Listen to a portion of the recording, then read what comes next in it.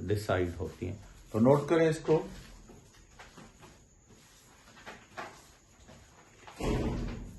Okay बेटा, अब बाकी और इनकी फिजिकल प्रॉपर्टीज और कौन कौन सी हैं, तो यहां से हम यानी लिखेंगे फिजिकल प्रॉपर्टीज।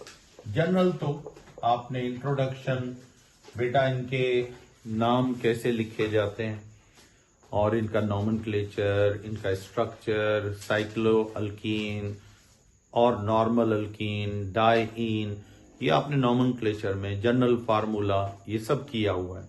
थोड़ा नॉमेनक्लेचर वाला लेक्चर देख लेना, उसमें सारा कुछ इनके नाम वगैरह सब आ जाएंगे। अब हम फिजिकल प्रॉपर्टीज पे आते हैं। तो नंबर 1, पहला कैरेक्टर, यानी अल्कीन्स भी क्या है बेटा, are highly non polar hydrocarbons. यानी अल्कीन्स जो हैं ये पोलर नहीं है, सारे के सारे क्या हैं, नॉन पोलर कंपाउंड है। यानी कोई भी इनका बॉन्ड पोलर नहीं होता है, ना कार्बन कार्बन का, ना कार्बन हाइड्रोजन का। हाँ, लीस्ट पोलर है, लेकिन वो पोलरिटी कोई सफिशिएंट नहीं है।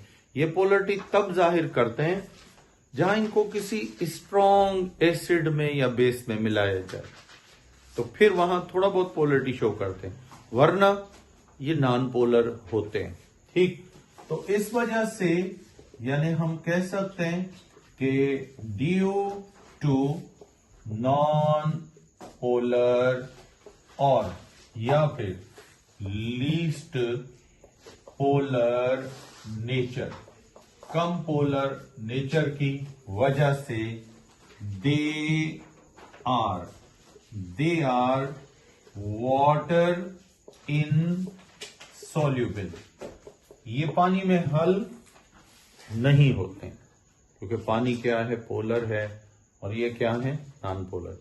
बहरहाल इनके 1-2 सबसे छोटे मेंबर, लाइटेस्ट मेंबर, वो स्लाइटली यानी थोड़ा सा 100 मॉलिक्यूल में से 5 या 6 पानी में हल हो जाते हैं।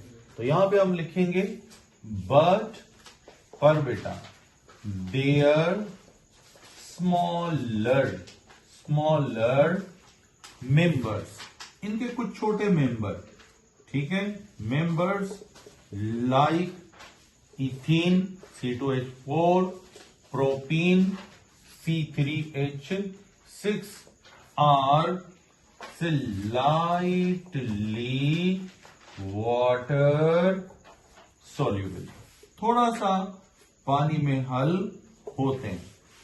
अब अगर सवाल आए कि नॉन पोलर पानी में, पानी तो पोलर है, कैसे हल होते हैं, तो एक पोलर मॉलिक्यूल जब नॉन पोलर को हल करता है ना, तो वहां पे फोर्सेस कौन से वाली आती हैं, फोर्सेस वो होती हैं डी बाय फोर्सेस, या इनको बोलते हैं कौन सी forces, dipole versus induced dipole. ये फिजिकल बॉन्ड्स होते हैं पानी और अल्केन्स में, यानी व्हेन, जब alkenes are dissolved into water, जब हम अल्कीन्स को वाटर में डिसॉल्व करते हैं तो फिर दे प्रोड्यूस, ये प्रोड्यूस करते हैं कौन सी फोर्सेस, डी बाय फोर्सेस, ठीक है, विद वाटर, ये डी बाय फिजिकल फोर्सेस का नाम है। या फिर इनका दूसरा नाम क्या होगा, dipole versus induced dipole forces, यानी ये आमतौर पर पोलर और नॉन पोलर हल करना। डायपोल फोर्स बनाता है वाटर, क्योंकि पोलर है, और ये इंड्यूस डायपोल, यानी ये पोलर थे नहीं, पोलर होते नहीं है, इनको पोलर बनना पड़ता है, फोर्सिबली पोलराइज हो जाते हैं। इसकी वजह से वाटर इनको पोलर बना देता है वक्ती तौर पर। तो इस फोर्स को बोलते हैं डी बाय फोर्सेस। तो अगर आपको कहें 2-4 अल्कीन के छोटे मेंबर पानी में क्यों हल होते हैं, तो क्या बताओगे? वहां Debye forces, intermolecular forces, physical bond बनते हैं और ये कुछ अल्कीन जो छोटे वाले हैं ना, इनको हल कर देते हैं। ठीक, अब इसको मिटाते हैं। ओके, अब लेते हैं इनके बाकी पॉइंट। अब वाटर की सॉल्युबिलिटी, ये उसूल है जैसे जैसे मॉलिक्यूलर मास बढ़ता जाएगा तो वाटर में सॉल्युबिलिटी क्या होती जाएगी? कम होती जाएगी। यानी सॉल्युबिलिटी इनटू वाटर, पानी में हल होने की सलाहियत डिक्रीजेस, ये कम होती जाती है as molecular mass of alkenes increase. जब अल्कीन्स का मॉलिक्यूलर मास बढ़ता है तो इनकी सॉल्युबिलिटी डिक्रीज हो जाती है। क्यों? नॉन पोलर बॉन्ड ज्यादा हो जाते हैं ना, एटम ज्यादा हो गए, नॉन पोलर बॉन्ड कार्बन और हाइड्रोजन के बढ़ गए, नॉन पोलर नेचर बढ़ गई, इस वजह से।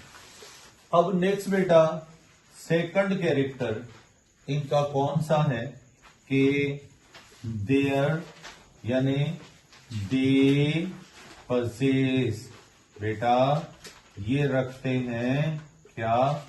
Melting and boiling points which are, जो इनके, यानी इनको मेल्ट करना है या बॉइल करना है, which are directly proportional to their molecular mass. इनका मॉलिक्यूलर मास बढ़ाते जाओ तो फिर इनके मेल्टिंग पॉइंट और बॉइलिंग पॉइंट बढ़ते हैं। क्यों बढ़ते हैं? क्योंकि ये आपस में एक दूसरे को इंटरमॉलिक्यूलर फोर्सेस से अट्रैक्ट करते हैं और ये फोर्सेस जब स्ट्रांग होती हैं तो मेल्टिंग बॉइलिंग पॉइंट भी स्ट्रांग होता है। और इनकी आपस में कौन सी फोर्सेस होती हैं? इसको बोलते हैं वीक लंडन फोर्सेस। और इन लंडन फोर्सेस की वजह से, फ्रिट्ज लंडन फोर्सेस की वजह से इनमें अट्रैक्शन बढ़ती है और जितने इलेक्ट्रॉन प्रोटॉन बढ़ेंगे ना मॉलिक्यूल में, उतना ये फोर्सेस स्ट्रांग हो जाती हैं। फिर उसको मेल्ट करना और बॉयल करना मुश्किल हो जाता है। तो इसकी वजह क्या बनी? क्यों ये मॉलिक्यूलर मास से डायरेक्टली प्रोपोर्शनल है? बिकॉज क्योंकि हायर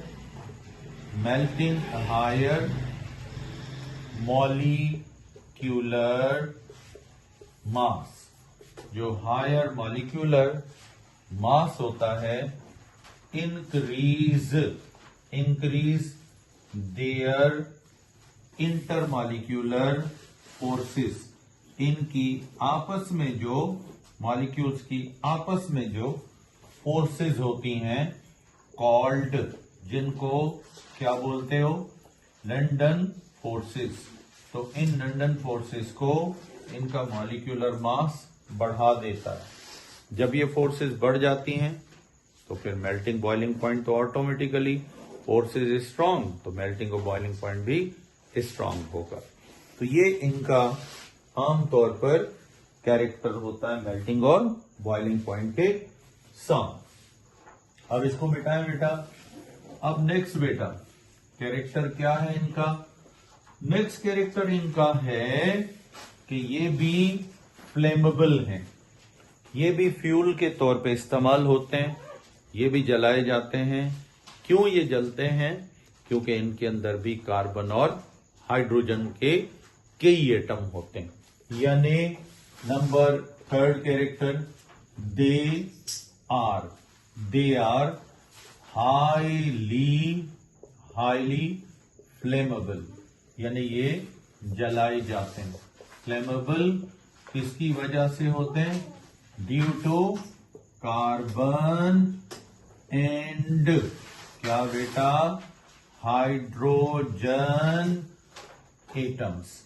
इनमें कार्बन और हाइड्रोजन एटम है जिसकी वजह से ये जलाए जाते हैं और ये जब जलते हैं तो इनकी हीट पैदा होती है। तो अब एक चीज याद रखिएगा, ये जितने कार्बन और हाइड्रोजन ज्यादा होंगे इनकी फ्यूल वैल्यू अच्छी होगी, हायर होगी, अच्छे फ्यूल होंगे। तो इसलिए इनका हम आमतौर पर फ्यूल वैल्यू यानी जलने की क्वालिटी, हीट पैदा करने की क्वालिटी, ये डायरेक्टली प्रोपोर्शनल होती है नंबर ऑफ कार्बन एंड क्या? Hydrogen atoms.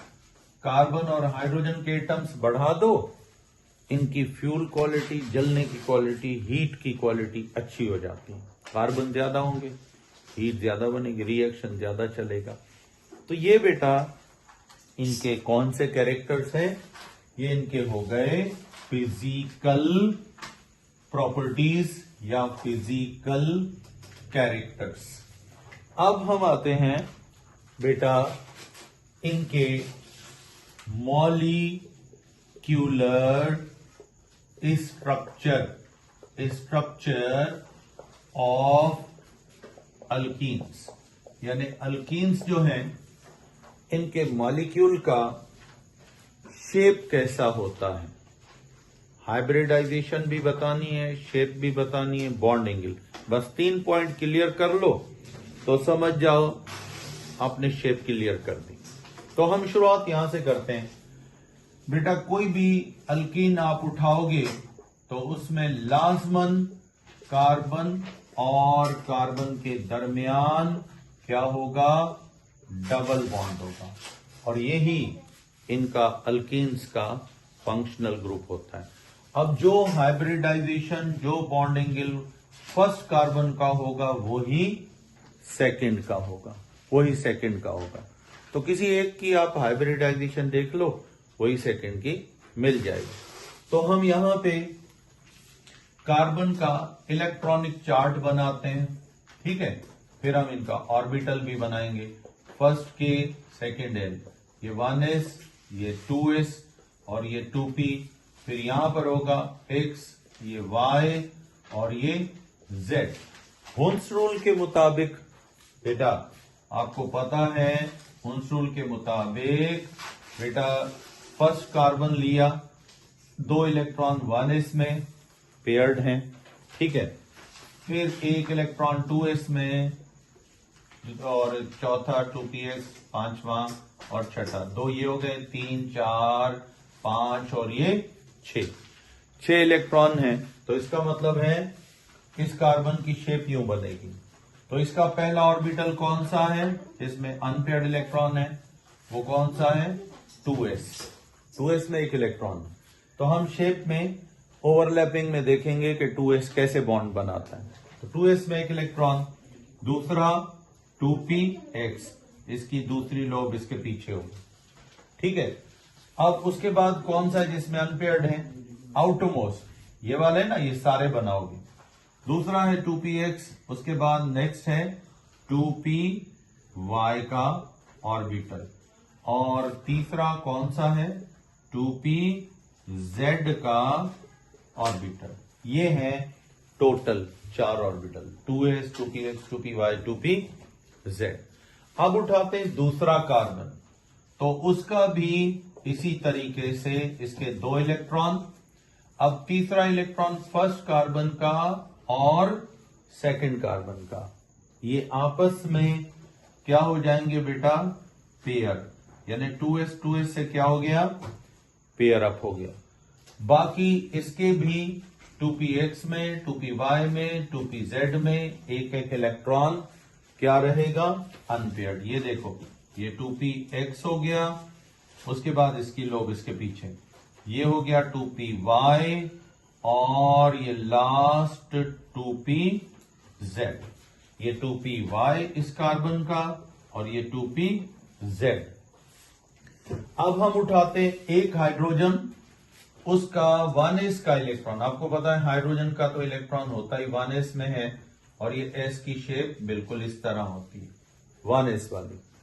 तो अब एक इलेक्ट्रॉन हाइड्रोजन का 2px से पेयर करता है, समझो ये यहां पर 2px से एक हाइड्रोजन का इलेक्ट्रॉन पेयर हो गया।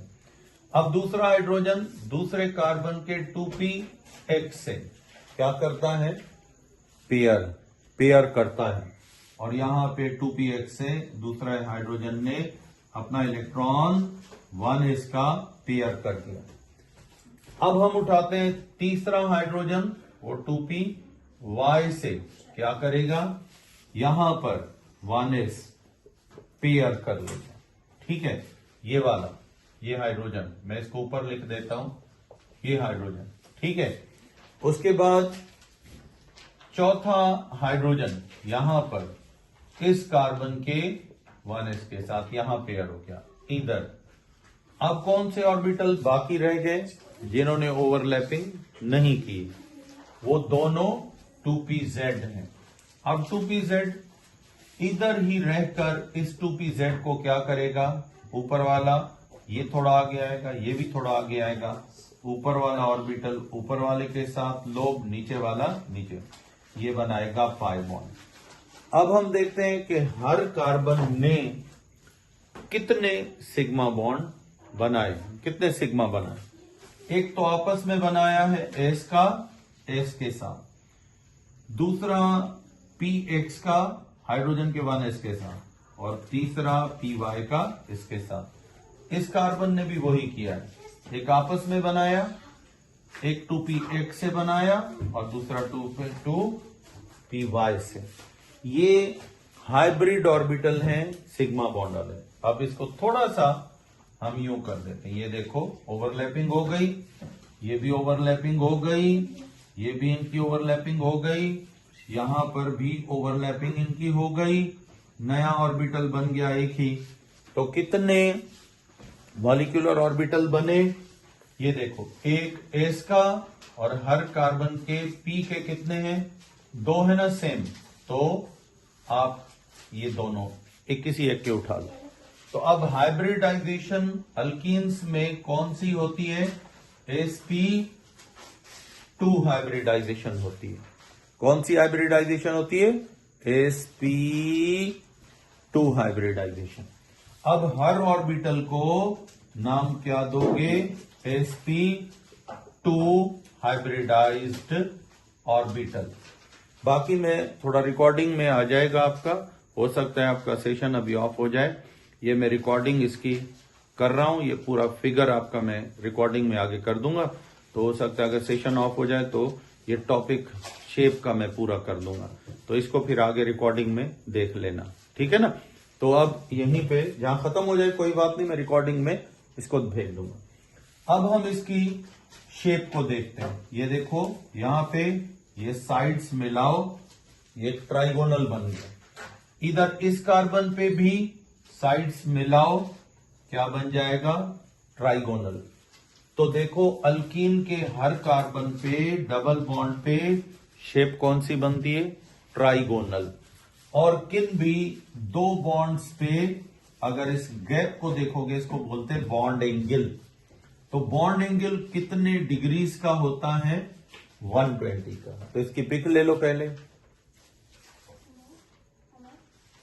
ओके, अब ये मैं सारे पॉइंट, यानी अल्केन्स में शेप कौन सी बनती है, फंक्शनल ग्रुप के डबल बॉन्ड पे ट्राइगोनल। बॉन्ड एंगल कितने डिग्रीज का होता है, 120 का। और उसके बाद हाइब्रिडाइजेशन कौन सी होती है, अल्कीन के पाई बॉन्ड पे sp2।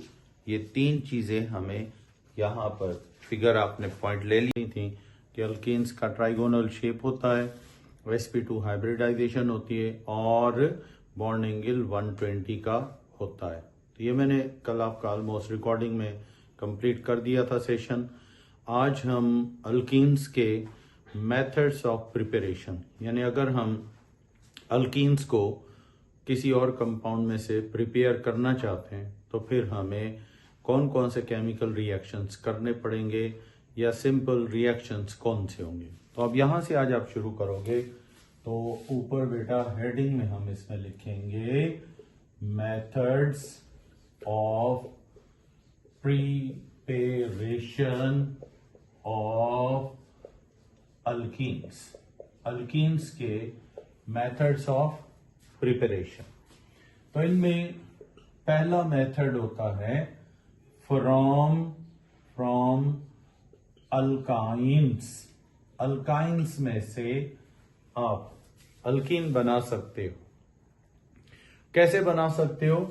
From alkynes by hydrogenation. यानी हमने अल्काइंस की क्या करनी है बेटा? हाइड्रोजीनेशन करनी है। ठीक, अगर आप अल्काइंस की हाइड्रोजीनेशन करोगे तो आप अल्कीन बना सकते हो। अब देखो हाइड्रोजीनेशन किससे कहते हैं, ये आपने थोड़ा सा पहले भी नाम सुना होगा। हाइड्रोजीनेशन रिएक्शन का नाम, और हाइड्रोजीनेशन कहा जाता है किसको बेटा? एडिशन ऑफ हाइड्रोजन, यानी हाइड्रोजन गैस। कहीं भी हाइड्रोजन गैस किसी कंपाउंड में ऐड की जाए रिएक्शन के जरिए, या H2 मॉलिक्यूल किसी से रिएक्ट करे और फिर उसमें ऐड हो जाए, तो इस अमल को या इस रिएक्शन को क्या बोलते हो? हाइड्रोजिनेशन। अब ये हाइड्रोजिनेशन जब होती है, ये रिएक्शन जब होता है, तो ये अपने आप नहीं होता है। इसके लिए हमें क्या करना पड़ता है? हमें कैटलिस्ट उठाना पड़ता है। क्या उठाना पड़ता है? कैटलिस्ट। और कैटलिस्ट का काम है रिएक्शन को चलाना। अगर बेटा आप कैटलिस्ट नहीं उठाओगे तो फिर समझ लो कि रिएक्शन नहीं होगा, नहीं चलेगा। इसलिए तो वॉइस आपको आ रही होगी। तो अभी हम यहीं से बेटा स्टार्ट कर रहे हैं अपना टॉपिक। तो हाइड्रोजिनेशन किसको बोलते हो? Addition of hydrogen. तो किससे आपने प्रिपेयर करना है अल्कीन को? अल्काइन में से। तो हम यहां लिख सकते हैं when molecular hydrogen is add करते हैं इनटू एन अल्काइन। किसी भी अल्काइन में हम क्या ऐड करते हैं? हाइड्रोजन। तो फिर इट प्रोड्यूस करेगा एन अल्कीन। क्या बनाएगा? अल्कीन। और इन द प्रेजेंस, पर यहां पर एक बात और है, वो कौन सी है? इन द प्रेजेंस ऑफ निकल कैटलिस्ट। यानी हमने यहां कैटलिस्ट भी यूज करना है। कौन सा? निकल कैटलिस्ट यूज करोगे, फिर हाइड्रोजन ऐड होगा और फिर ये रिएक्शन चलेगा। तो पहले इसकी पिक ले लें। अब थोड़ा इसको एक्सप्लेन भी करना है, हमने एक्सप्लेनेशन भी चाहिए। तो यहां से हम इस हाइड्रोजिनेशन रिएक्शन को देखते हैं होता कैसे। फिर आपको मैं कैटलिस्ट का भी बताऊंगा काम क्या है और इसके क्वेश्चन कैसे आएंगे, किस तरह के होंगे। तो बेटा यहां पे सबसे पहले हम कोई न कोई मेंबर किसका उठाएंगे? अल्काइन का। अब जैसे ये देखो, हमने ये किसका मेंबर उठाया है? अल्काइन का। पर कौन सा है? इथाइन। इसमें दो क्या है? पाई बॉन्ड्स हैं। कितने पाई बॉन्ड हैं? 2 पाई बॉन्ड। अब इसमें हम ऐड करने जा रहे हैं क्या? हाइड्रोजन। तो ये जो आप हाइड्रोजन उठा रहे हो, इनका सिंगल बॉन्ड है। इसको H2 भी लिख सकते हो या U लिख लो, ठीक है। इसको बोलते हैं मॉलिक्यूलर हाइड्रोजन। Molecular hydrogen. तो हमने यहां लिया है मॉलिक्यूलर हाइड्रोजन। और अब इस मॉलिक्यूलर हाइड्रोजन को, इस मॉलिक्यूल को तोड़ना। जब इसका बॉन्ड टूटेगा तो ये एटॉमिक हाइड्रोजन बन जाएगा। ये रिएक्शन में ऐड होता है। मॉलिक्यूल कभी भी ऐड नहीं होता, एटम ऐड होते हैं किसी भी कंपाउंड में। और दूसरा, जिसमें ऐड होते हैं उसका भी वीक बॉन्ड तोड़ना पड़ता है। आपको पता है ट्रिपल बॉन्ड में 2 पाई बॉन्ड होते हैं और 1 सिग्मा बॉन्ड। तो फिर होता क्या है, हमें सिग्मा बॉन्ड तो बहुत एनर्जी वाला होता है, इसको तोड़ना बहुत मुश्किल होता है। हम किसको ब्रेक करते हैं, पाई बॉन्ड को। तो पाई बॉन्ड को तोड़ना आसान होता है, लो एनर्जी पे ये टूट सकता है। और यहां हाइड्रोजन का भी बॉन्ड तोड़ेंगे, बॉन्ड फिशन होगा। मैंने आपको बताया था ना, हर रिएक्शन का स्टार्ट बॉन्ड फिशन से होता है, बॉन्ड टूटने से होता है। पुराने बॉन्ड हर रिएक्शन में टूटते हैं और नए बॉन्ड बनते हैं, फिर मॉलिक्यूल नई प्रोडक्ट बनाता है। तो ये बॉन्ड कैसे तोड़े जाएं?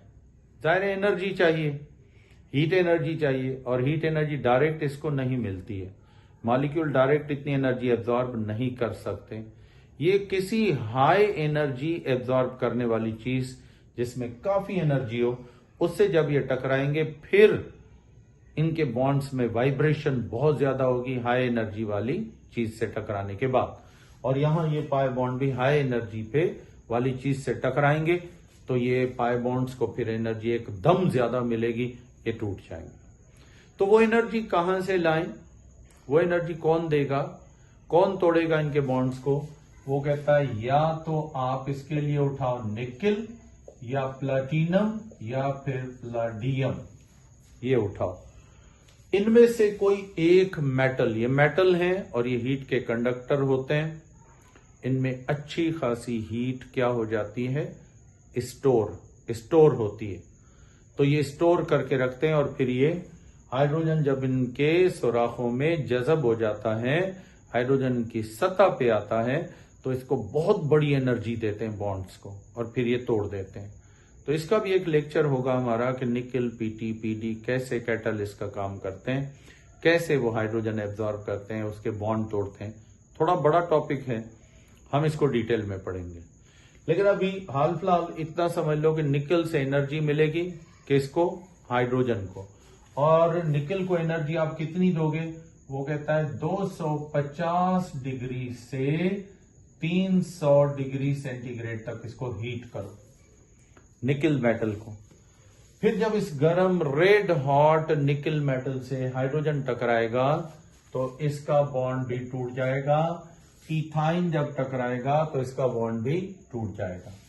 अब क्या होगा, कार्बन और कार्बन के बीच में जब बहुत हाई एनर्जी मिली, पाई बॉन्ड टूट गया, इसका और इसका भी टूट गया। ये फ्री एटम हो गए, ये भी अलग हो गया, ये भी अलग। इसका पाई बॉन्ड टूट गया, ये इलेक्ट्रॉन अलग हो गया, ये अलग। अब हाइड्रोजन एटॉमिक है, फ्री एटम है, 1 इलेक्ट्रॉन है उसके पास, तो ये हाइड्रोजन आएगा इस कार्बन से पेयर करेगा अपना इलेक्ट्रॉन। ये दूसरा हाइड्रोजन आएगा, अपना इलेक्ट्रॉन इस कार्बन के पाई इलेक्ट्रॉन से पेयर करेगा। और आप देख लो कि अब ये पहले जो था इथाइन था, अब ये किस में चेंज हो गया है बेटा, ये इथीन में चेंज हो गया है। किस में चेंज हो गया है, इथीन में। तो इसका मतलब है हम अगर अल्काइन में बहुत हॉट कैटलिस्ट हो, उसमें हीट ऐड कर दें, उसको गर्म करके उससे अगर हाइड्रोजन गैस और ये अल्काइन का मॉलिक्यूल टकराएं तो इनके बॉन्ड टूटते हैं। फिर ये हाइड्रोजन एटॉमिक में जाता है और एटॉमिक हाइड्रोजन फिर 5 बॉन्ड पे अटैक करके यहां पर ऐड हो जाता है, तो हमें फिर अल्कीन मिल सकता है। नोट करें इसको, कोई भी अल्कीन बना सकते हो, इथीन, प्रोपीन, ब्यूटीन वगैरह। तो पहला रिएक्शन यही होता है फ्रॉम अल्काइन। अब उठाते हैं बेटा इनका दूसरा रिएक्शन अल्कीन्स का। अब दूसरा रिएक्शन इसका कौन सा है, नंबर 2, इसको बोलते हैं बाय डीहेलोजिनेशन।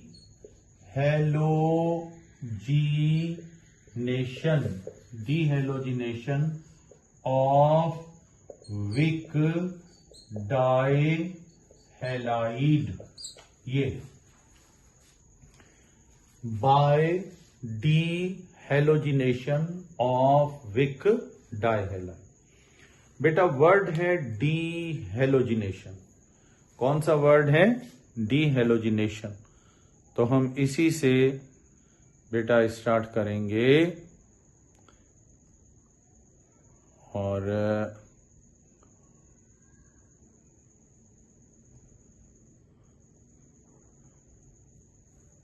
अब आते हैं डीहेलोजिनेशन।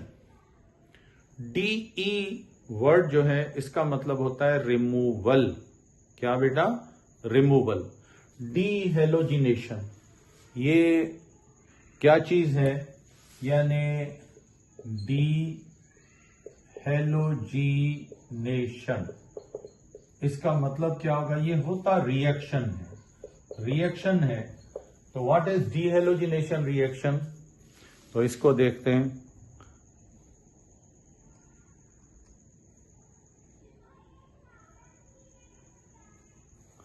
ठीक है, तो डीहेलोजिनेशन रिएक्शन जो है ये असल में है क्या? डीहेलोजिनेशन इसका मतलब होता है रिमूवल, माना हटाना, रिमूवल ऑफ हेलोजन एटम्स। यानी हमने इस रिएक्शन के दौरान किसको हटाना है? हेलोजन के एटम्स को हटाना है। किसमें से? From molecule. कोई भी मॉलिक्यूल है उसमें से हेलोजन के एटम हटाओ। तो इस रिएक्शन को या हटा दिए जाएं या रिमूव हो जाएं, तो इस रिएक्शन को क्या बोलते हो? डीहेलोजिनेशन। ठीक है, तो अब हमने हेलोजन के एटम रिमूव करने हैं, पर किसमें से? ये एक डाइहेलाइड है। कौन सा कंपाउंड है? डाइहेलाइड। डाई माना 2, हेलाइड माना हेलोजन, 2 हेलोजन वाला कंपाउंड।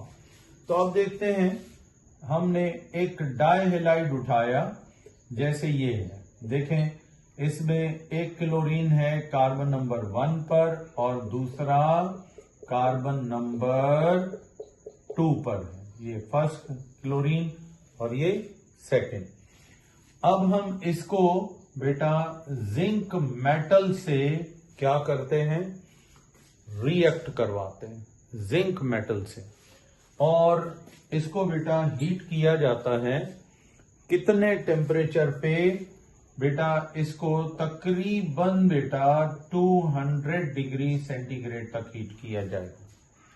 जब आप इस जिंक मेटल को 200 डिग्री तक हीट करेंगे, बहुत ज्यादा ये हीट अप हो जाएगा। अब ये जिंक रेड हॉट मेटल से ये टकराएगा। इस मॉलिक्यूल का नाम क्या है? ये देखें, एक 1 पर है क्लोरीन और दूसरा 2 पर है। इसको बोलते हैं 1,2 डाइक्लोरोईथेन, 1,2 डाइक्लोरोईथेन। अब इसको हमने हीट किया जिंक मेटल को, फिर ये रेड हॉट गर्म जिंक मेटल जब इससे टकराएगा तो देखो यहां पर ये 2 क्लोरीन के एटम हैं।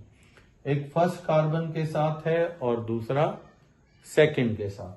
तो आपको पता है कार्बन लेस इलेक्ट्रोनेगेटिव है और chlorine more electronegative. Carbon less electronegative है और क्लोरीन मोर इलेक्ट्रोनेगेटिव।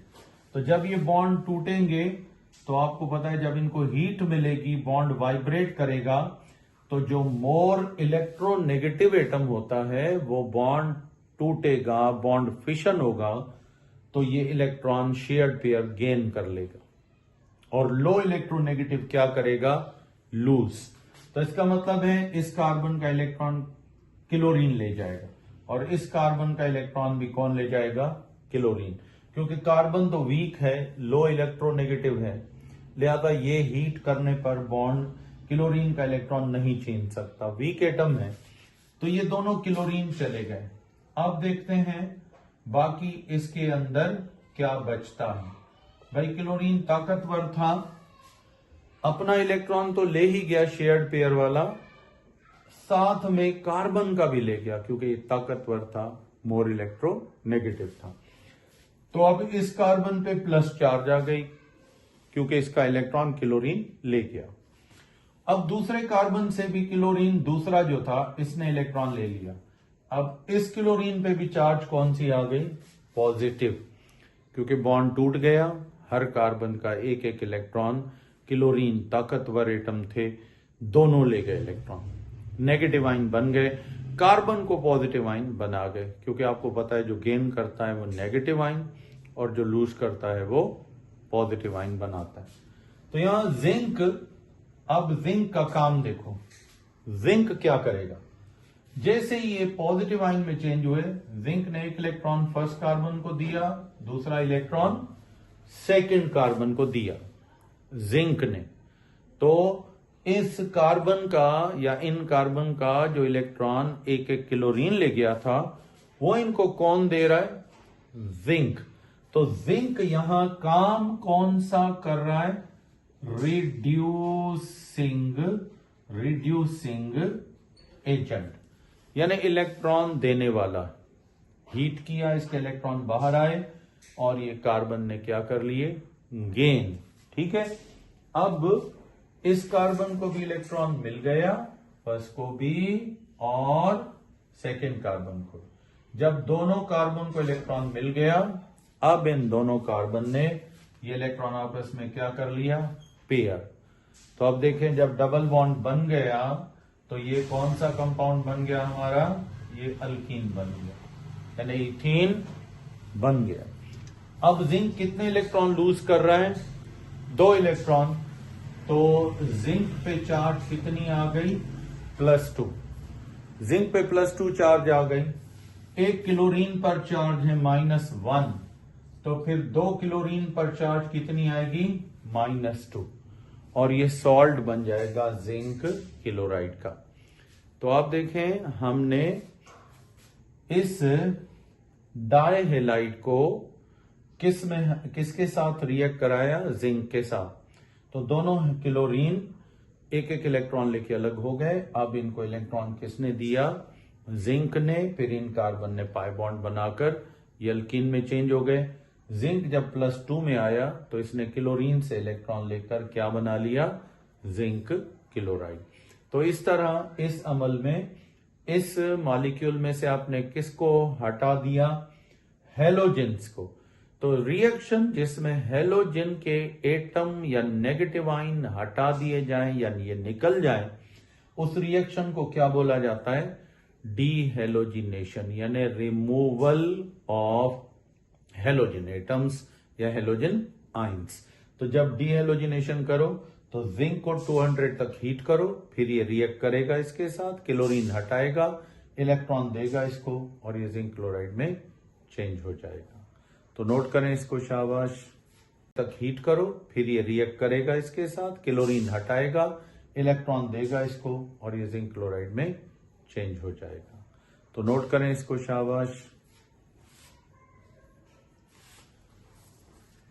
अब जो मैंने आपको बताया कि ये जो डाई हैलाइड होते हैं, ये कितने टाइप के होते हैं?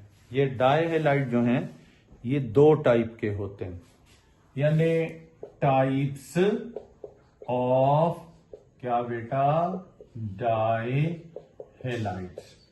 डाई हैलाइड्स के टाइप, इनमें यानी 2 हेलोजन वाले अल्काइल हैलाइड, ये ऐसे हैलाइड जिनमें हेलोजन के एटम तो 2 हों लेकिन ये अलग अलग कार्बन पर हों। एक अगर फर्स्ट पर है तो दूसरा सेकंड पर है। तो इसका नाम लिखने से पहले हम इसके साथ वर्ड क्या लिखते हैं? विक, VIC, विक लिखते हैं। ये शॉर्ट फॉर्म है किसका? विसिनल, विसिनल का शॉर्ट फॉर्म है विक। अब इसका नाम होगा विक 1 पर क्लोरीन और दूसरा 2 पर, विक 1,2 डाई क्लोरो इथेन। ये है विक डाई हैलाइड। अच्छा, दूसरा डाइहेलाइड कौन सा होता है? इसमें दोनों हेलोजन के एटम जो है ये किसके साथ अटैच होते हैं? किसी एक कार्बन के साथ। अगर दोनों हेलोजन एक ही कार्बन पर हो, 1 पर हो या 2 पर, तो इसको आप क्या बोलते हो? इसको बोलते हो जिम। क्या बोलते हो इसको? जिम। अच्छा, जिम शॉर्ट फॉर्म है किसका? जिमिनल। जिमिनल, ठीक है। जिम, फिर ये 1 पर, दूसरा भी 1 पर, क्योंकि दोनों एक ही कार्बन 1 पर आ रहे हैं, नंबरिंग यहीं से करते हो। तो इसका नाम होगा 1,1 डाई क्लोरो इथेन। क्या कहोगे इसको? 1,1 डाई क्लोरो इथेन। तो ये बन गया हमारा कौन सा डाइहेलाइड? इसको बोलते हैं जिम डाइहेलाइड। दोनों हेलाइड एक ही कार्बन पर हो।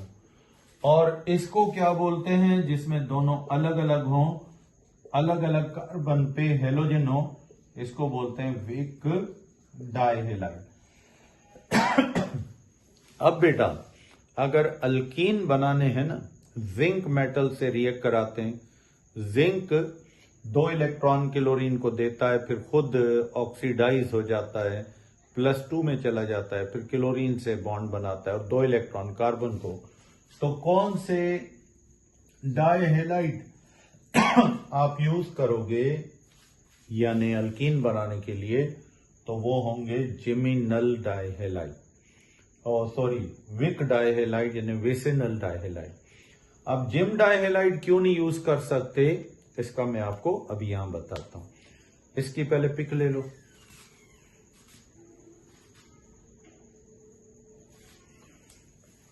अब हम इसमें देखते हैं कि अल्कीन्स जो हैं बनाने के लिए हम जिम डाइहेलाइड क्यों नहीं यूज कर सकते। देखो, ये जो विक डाइहेलाइड है, इसमें आपको पता ही है कि हेलाइड जो हैं ये अलग अलग कार्बन पर हैं, अलग अलग कार्बन पर है। जब इसमें से हम इस हेलाइड को हटा देंगे तो एक बॉन्ड इस कार्बन का गया, इधर से हटा देंगे किसका गया। अब इसको भी अगर जिंक से 1 इलेक्ट्रॉन मिल जाए, किसको इससे मिल जाए, तो यहां तो डबल बॉन्ड बन सकता है ना। तो विक में आसान हो गया क्या करना, डाइहेलाइड जो है पाई बॉन्ड बना लेता है। लेकिन अगर आप जिम डाइहेलाइड उठाते हो तो फिर उसमें क्या डिसएडवांटेज है, क्या डिफेक्ट है? तो बहुत आसान सी बात है, समझ में आ जाएगी।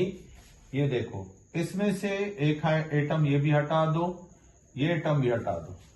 अब आप जिंक से भले 2 इलेक्ट्रॉन इस कार्बन को दे दो। अब ये बताओ, इस एक कार्बन के पास तो 2 इलेक्ट्रॉन हैं, पर ये डबल बॉन्ड किससे बनाए? किससे डबल बॉन्ड बनाए? तो इस कार्बन का तो कोई इलेक्ट्रॉन अनपेयर्ड है ही नहीं ना, इसके तो सारे सिग्मा, इधर से तो क्लोरीन था ही नहीं। तो इसका मतलब है ये जो है ये अब कार्बन किससे डबल बॉन्ड बनाए? ये नहीं बना सकता, क्योंकि दोनों इलेक्ट्रॉन अनपेयर्ड तो इसी के पास है। डबल बॉन्ड के लिए एक इलेक्ट्रॉन एक कार्बन के पास हो, दूसरा दूसरे के पास हो, तो ये तो नहीं बना सकता। अलबत्ता ये बना सकता है, क्योंकि यहां दोनों कार्बन को एक एक अलग अलग से क्या मिल गया, इसको अनपेयर्ड इलेक्ट्रॉन मिल गया। तो नोट करें इसको। तो ये जिम डाइहेलाइड जो है ना, ये आमतौर पर ऐसा नहीं कर सकते, ये कर सकते हैं। ठीक है, नोट करें, शाबाश।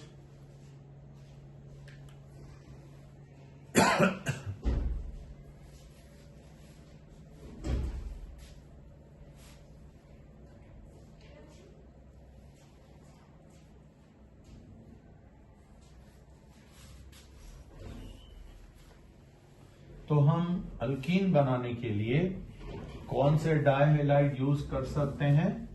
वो विक तो आप यूज कर सकते हो, लेकिन जिम को नहीं, क्योंकि जिम में दोनों हेलाइड एक ही कार्बन पे होंगे। तो दोनों एक ही कार्बन से एटम हटाओगे, वो कभी भी आपको बेटा प्रोडक्ट बनाने में मदद नहीं करेंगे। लेकिन अगर हम विक लेते हैं तो दोनों में हेल्प हो जाती है।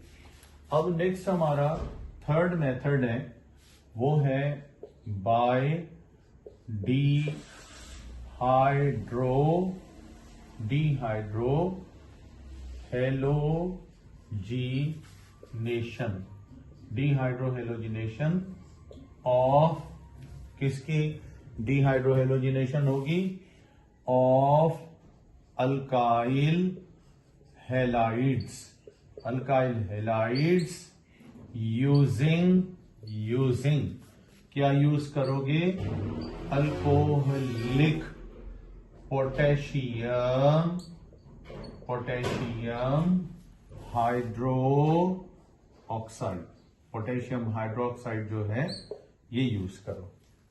अल्कोहल कैटलिस्ट होगा, रिएक्टेंट तो होंगी। अब यहां भी रिएक्शन का नाम आ गया, उसको पहले क्लियर कर लेते हैं। रिएक्शन का नाम क्या है? Dehydro halogenation. तो सबसे पहले इसको बेटा लिख लो कि डिहाइड्रो हेलोजिनेशन का मतलब क्या होगा? मतलब क्या है? यानी रिमूवल ऑफ हाइड्रोजन। एक तो आप हाइड्रोजन के एटम को रिमूव करो एंड और दूसरा मॉलिक्यूल में से एक और एटम निकालो, हेलोजन एटम्स। यानी जब हम किसी मॉलिक्यूल में से कौन कौन से एटम्स को रिमूव करें, एक हाइड्रोजन के एटम्स को और दूसरा हेलोजन के एटम को, तो इस प्रोसेस को क्या बोलोगे? Dehydro halogenation. पहले नोट करें इसको शाबाश।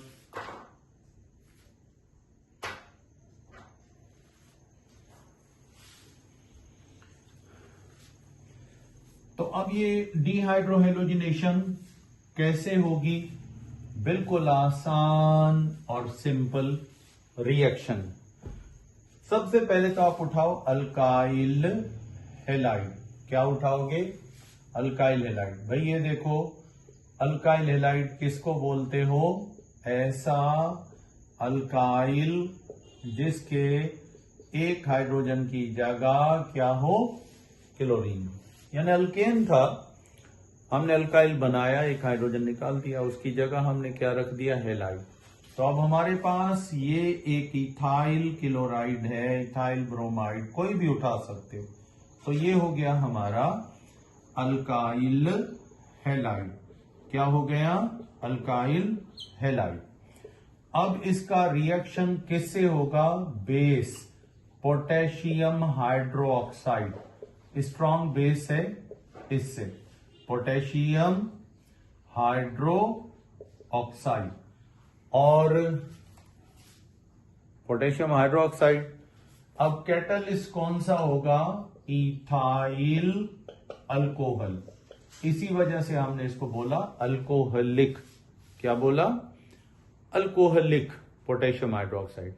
इस इथेनॉल में इसको हल करो। अब देखो ये दो आइंस में बेस क्या रिलीज करता है? OH, बाकी इसका आइन पॉजिटिव। इधर से इसमें से आपको पता है हेलोजन मोर इलेक्ट्रोनेगेटिव है, तो ये जब पोलर सॉल्वेंट में हल होगा तो ये भी आइंस में टूटेगा। अब क्लोरीन क्या रिलीज करेगा?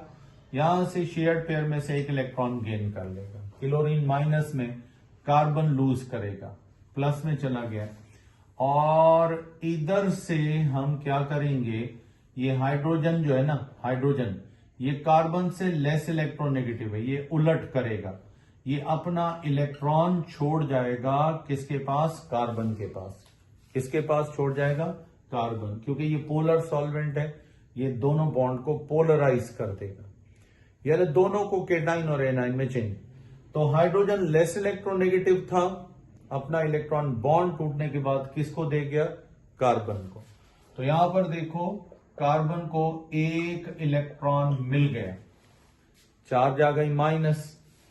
फिर इसके साथ नेक्स्ट कार्बन है, इससे इलेक्ट्रॉन ले गया कौन? क्लोराइड, मोर इलेक्ट्रोनेगेटिव था। इस कार्बन पे चार्ज कौन सी आ गई? पॉजिटिव। अब यहां देखें, जब एक हैलाइड नेगेटिव चला गया और एक हाइड्रोजन पॉजिटिव, हम कह रहे हैं डीहाइड्रो हेलोजिनेशन। तो एक के पास पेयर है, इसको बोलेंगे डोनर कार्बन, और दूसरे पर पॉजिटिव चार्ज है यानी इलेक्ट्रॉन उसके लूज हो चुके हैं, हम इसको बोलेंगे एक्सेप्टर कार्बन। तो ये डोनर डोनेट करेगा इलेक्ट्रॉन और एक्सेप्टर एक्सेप्ट करेगा, प्लस माइनस चार्ज क्या हो जाएगी बेटा, खत्म, पाई बॉन्ड बन जाएगा। और आपको प्रोडक्ट कौन सी मिलेगी, आपको पहली प्रोडक्ट मिलेगी अल्कीन की। किसकी मिलेगी, अल्कीन की। अब इसका बेस का पॉजिटिव आयन और इधर से जो पॉजिटिव और नेगेटिव आयन रिलीज हुए, इसका पॉजिटिव इधर से नेगेटिव उठाओ, इसका नेगेटिव इधर से अल्काइल हैलाइड का पॉजिटिव, तो इसका पॉजिटिव पोटेशियम में अल्काइल हैलाइड का नेगेटिव क्लोराइड है, इन्होंने आपस में पोटेशियम क्लोराइड बना लिया। अब बेस का है OH नेगेटिव और इसका है पॉजिटिव हाइड्रोजन, तो ये आपस में मिलकर क्या बना लेंगे, वाटर। तो जब हम अल्काइल हैलाइड में से उसके किसी भी मेंबर में से एक हाइड्रोजन हटाते हैं और एक हेलोजन, तो ये अल्कीन में चेंज हो जाता है। पर इसको कौन करेगा, रिएक्शन को कौन हटाएगा, strong base potassium hydroxide alcohol में दोनों को डिसॉल्व करेंगे या आयोनाइज हो जाएंगे। और फिर हमें दूसरी प्रोडक्ट कौन सी मिलेंगी, इसका पॉजिटिव उसका नेगेटिव सॉल्ट बनेगा, इसका नेगेटिव उसका पॉजिटिव वाटर बनाएंगे। तो इस तरीके से बेटा हम आमतौर पर जनरली बेटा क्या बना सकते हैं, हम अल्कीन्स बना सकते हैं, आसानी से अल्कीन बन जाते हैं। और ये प्रोसेस कॉमन आप यूज कर सकते हो, रिएक्शंस कॉमन हैं जिसके जरिए अल्कीन बन जाते हैं। कल हम पूरे डिटेल के साथ यहां से स्टार्ट करेंगे कि अल्कीन जो है वो रिएक्शन कैसे करेंगे, उनकी रिएक्टिविटी कैसी है, अल्काइन से ज्यादा रिएक्टिव हैं या कम रिएक्टिव हैं, ये भी देखेंगे। और दूसरा ये भी देखेंगे कि उनमें कौन कौन से रिएक्शन पॉसिबल हैं, और फिर ये देखेंगे वो रिएक्शन स्टेप बाय स्टेप कैसे होंगे, और उसमें ओल्ड बॉन्ड ब्रेक होने का अमल यानी फिशन का अमल कैसे हो। प्रिपरेशन जो थे किसके, अल्कीन्स के, वो तो आपको मैंने कल बता दिया था। आज हम शुरू करेंगे रिएक्टिविटी ऑफ अल्कीन्स, फिर हम देखेंगे रिएक्शंस ऑफ अल्कीन, क्योंकि हमें सारा कुछ अल्कीन्स में बहुत बड़ा टॉपिक रिएक्शंस का ही मिलता है। तो हम शुरुआत करेंगे सबसे पहले रिएक्टिविटी की। तो रिएक्टिविटी ऑफ अल्कीन हम किससे कंपेयर करेंगे, अल्केन से भी कंपेयर करेंगे, अल्काइन से भी। तो यहां से शुरुआत करते हैं, यानी हमारा टॉपिक होगा that is reactivity of alkenes. Alkenes की रिएक्टिविटी यानी ये किससे ज्यादा, अल्कीन्स जो हैं ये कौन से कंपाउंड से ज्यादा रिएक्टिव हैं और कौन से कंपाउंड से कम रिएक्टिव हैं। क्योंकि ये हाइड्रोकार्बन्स हैं, तो आपको पता है बेसिक ओपन चेन में हाइड्रोकार्बन 3 है, एक अल्केन, दूसरा अल्कीन और तीसरा अल्काइन। तो इनका रिएक्टिविटी ऑर्डर हाइड्रोकार्बन्स का अगर हम देखना चाहें तो रिएक्टिविटी ऑर्डर ऑफ हाइड्रोकार्बन्स तो वो बनता है कुछ इस तरह से, यानी सबसे ज्यादा रिएक्टिव कौन से कंपाउंड होते हैं, अल्कीन्स होते हैं, और इनसे थोड़ा कम रिएक्टिव अल्काइंस होते हैं, अल्काइंस, और इनसे भी कम रिएक्टिव, सबसे कम रिएक्टिव कौन होते हैं, अल्केन्स होते हैं। तो अब ये रिएक्टिविटी ऑर्डर अल्कीन्स, चलो ये तो बात समझ में आती है कि अल्केन्स जो हैं ये तो हैं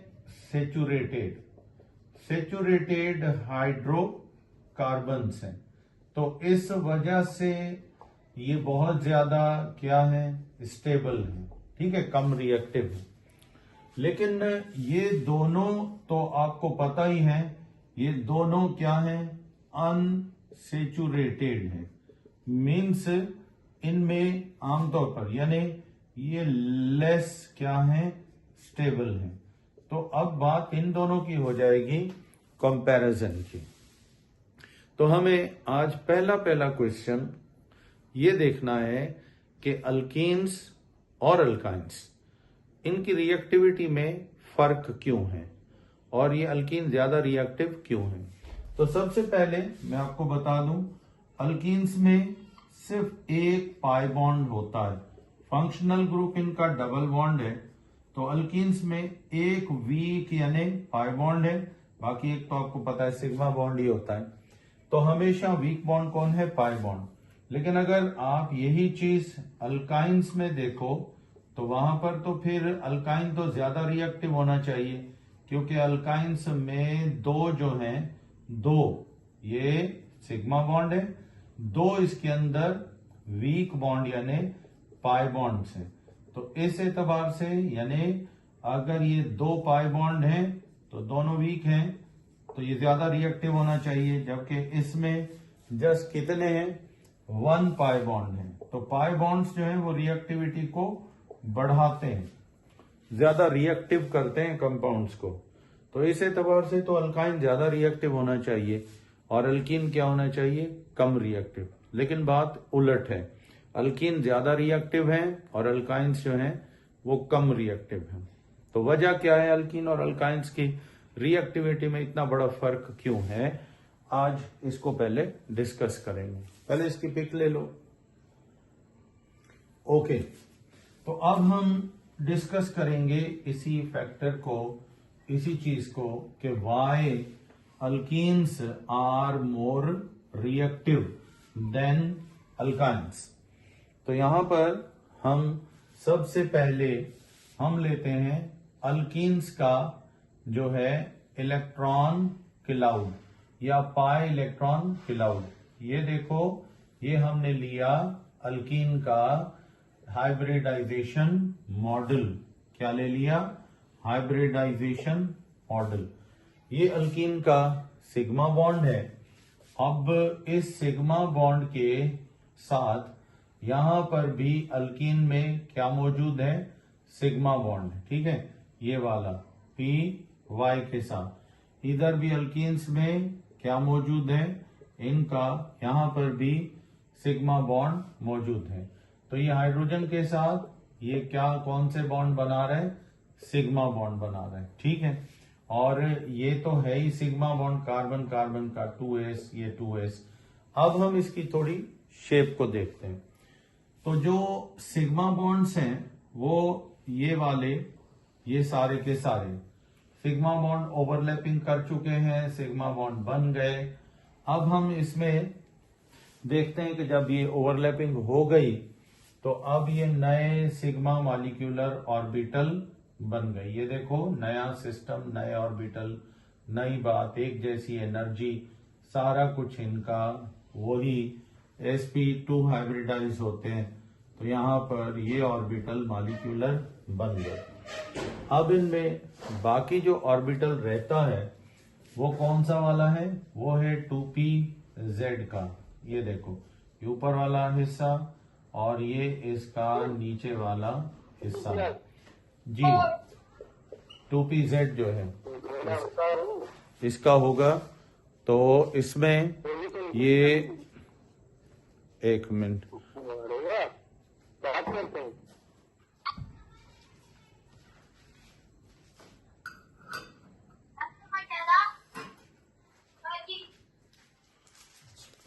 तो इसमें 2pz ऑर्बिटल यहां पर रहता है और ये ऑर्बिटल 2pz का यहां पर है।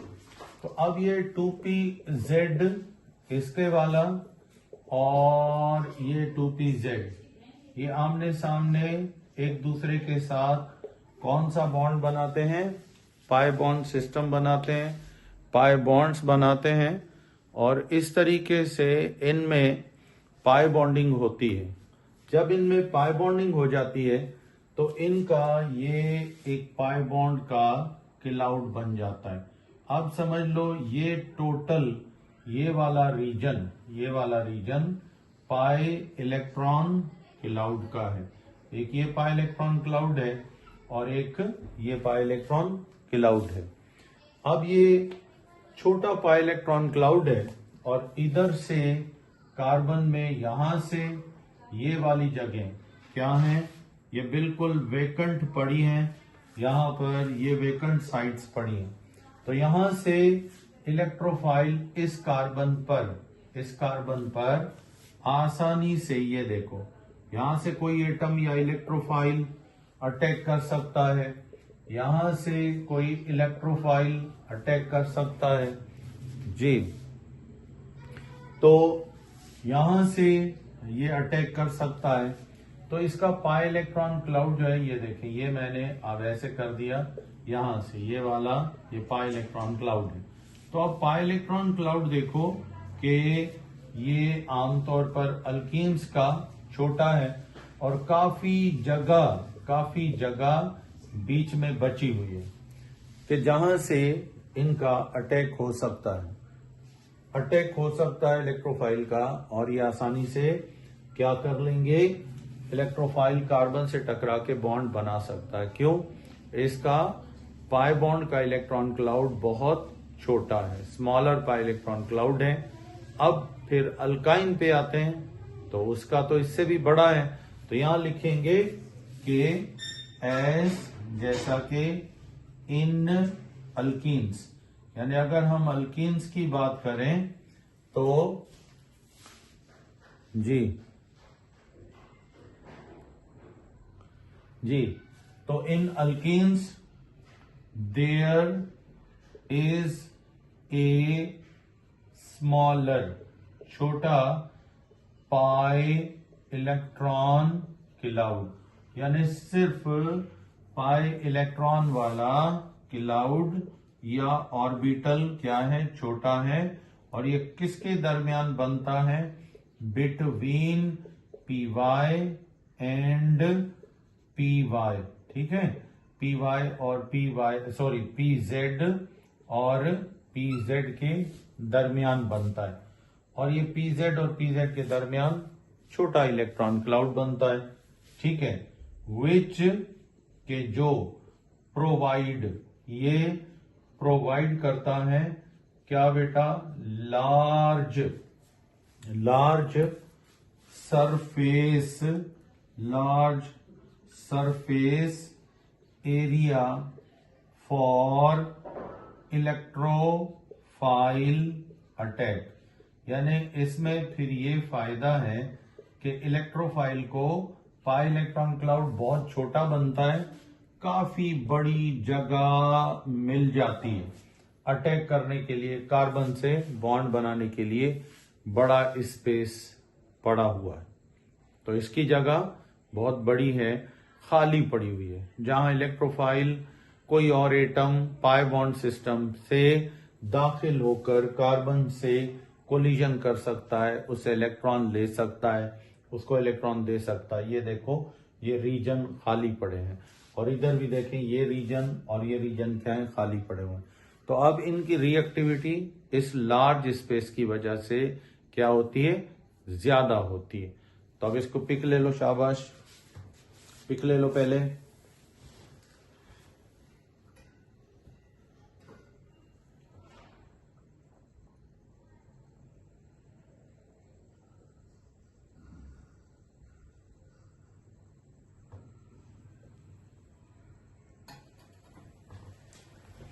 ओके बेटा, अब हम बनाते हैं नेक्स्ट जो है हमारा स्ट्रक्चर या मॉलिक्यूलर स्ट्रक्चर, वो किसका है, वो है अल्काइंस का। अल्काइंस का स्ट्रक्चर जो है, मॉलिक्यूलर स्ट्रक्चर, उसको देखें कैसे बनता है। भाई अल्काइंस के बीच में सबसे पहले तो अल्काइंस S2S के साथ ओवरलैपिंग। अब इसका ये बनता है 2px और इस तरफ से ये इसका दूसरे कार्बन का 2px होता है, हाइड्रोजन से ओवरलैपिंग। तो अब यहां पर अगर हम देखें तो ये बन गया हमारा 1s, ये 2p x हो गया। तो यहां पे हम इसमें हम यहां पे तो इसमें हम यहां पे बेटा क्या करेंगे, इसमें ये सिस्टम कर दिया और इधर से यहां से भी हमने क्या कर दिया, पाई बॉन्ड का सिस्टम। अब देखते हैं बाकी कौन से ऑर्बिटल बचते हैं। तो उनमें ये एक p 2p y बचा और इधर भी इस जगह भी क्या बचता है, 2p y। तो अब ये देखें 2py को अट्रैक्ट कर रहा है और इससे एक पाई बॉन्ड अल्काइन में बन रहा है। अब दूसरा अल्काइंस में ये 2pz का ऑर्बिटल और इधर भी अल्काइंस में ये 2pz का ऑर्बिटल है। अब ये भी क्या कर रहा है, पाई बॉन्ड दूसरा बना रहा है। तो इसका मतलब है अल्काइंस में जो पाई इलेक्ट्रॉन क्लाउड है अल्काइंस में, वो अल्कीन्स के मुकाबले में बड़ा है। अगर हम इन ऑर्बिटल्स को फर्ज करो, इनको हम सिग्मा बॉन्ड कहते हैं, तो ये तो हमारे हो गए सिग्मा मॉलिक्यूलर ऑर्बिटल्स, ये वाले ये सारे, ये सिग्मा मॉलिक्यूलर ऑर्बिटल और ये भी सिग्मा मॉलिक्यूलर ऑर्बिटल और ये भी हमारे पास कौन से हैं, सिग्मा मॉलिक्यूलर ऑर्बिटल्स हैं। तो बाकी हमारे पास इनके अलावा ये देखें, ये पाई बॉन्ड सिस्टम है, ये भी पाई बॉन्ड सिस्टम है।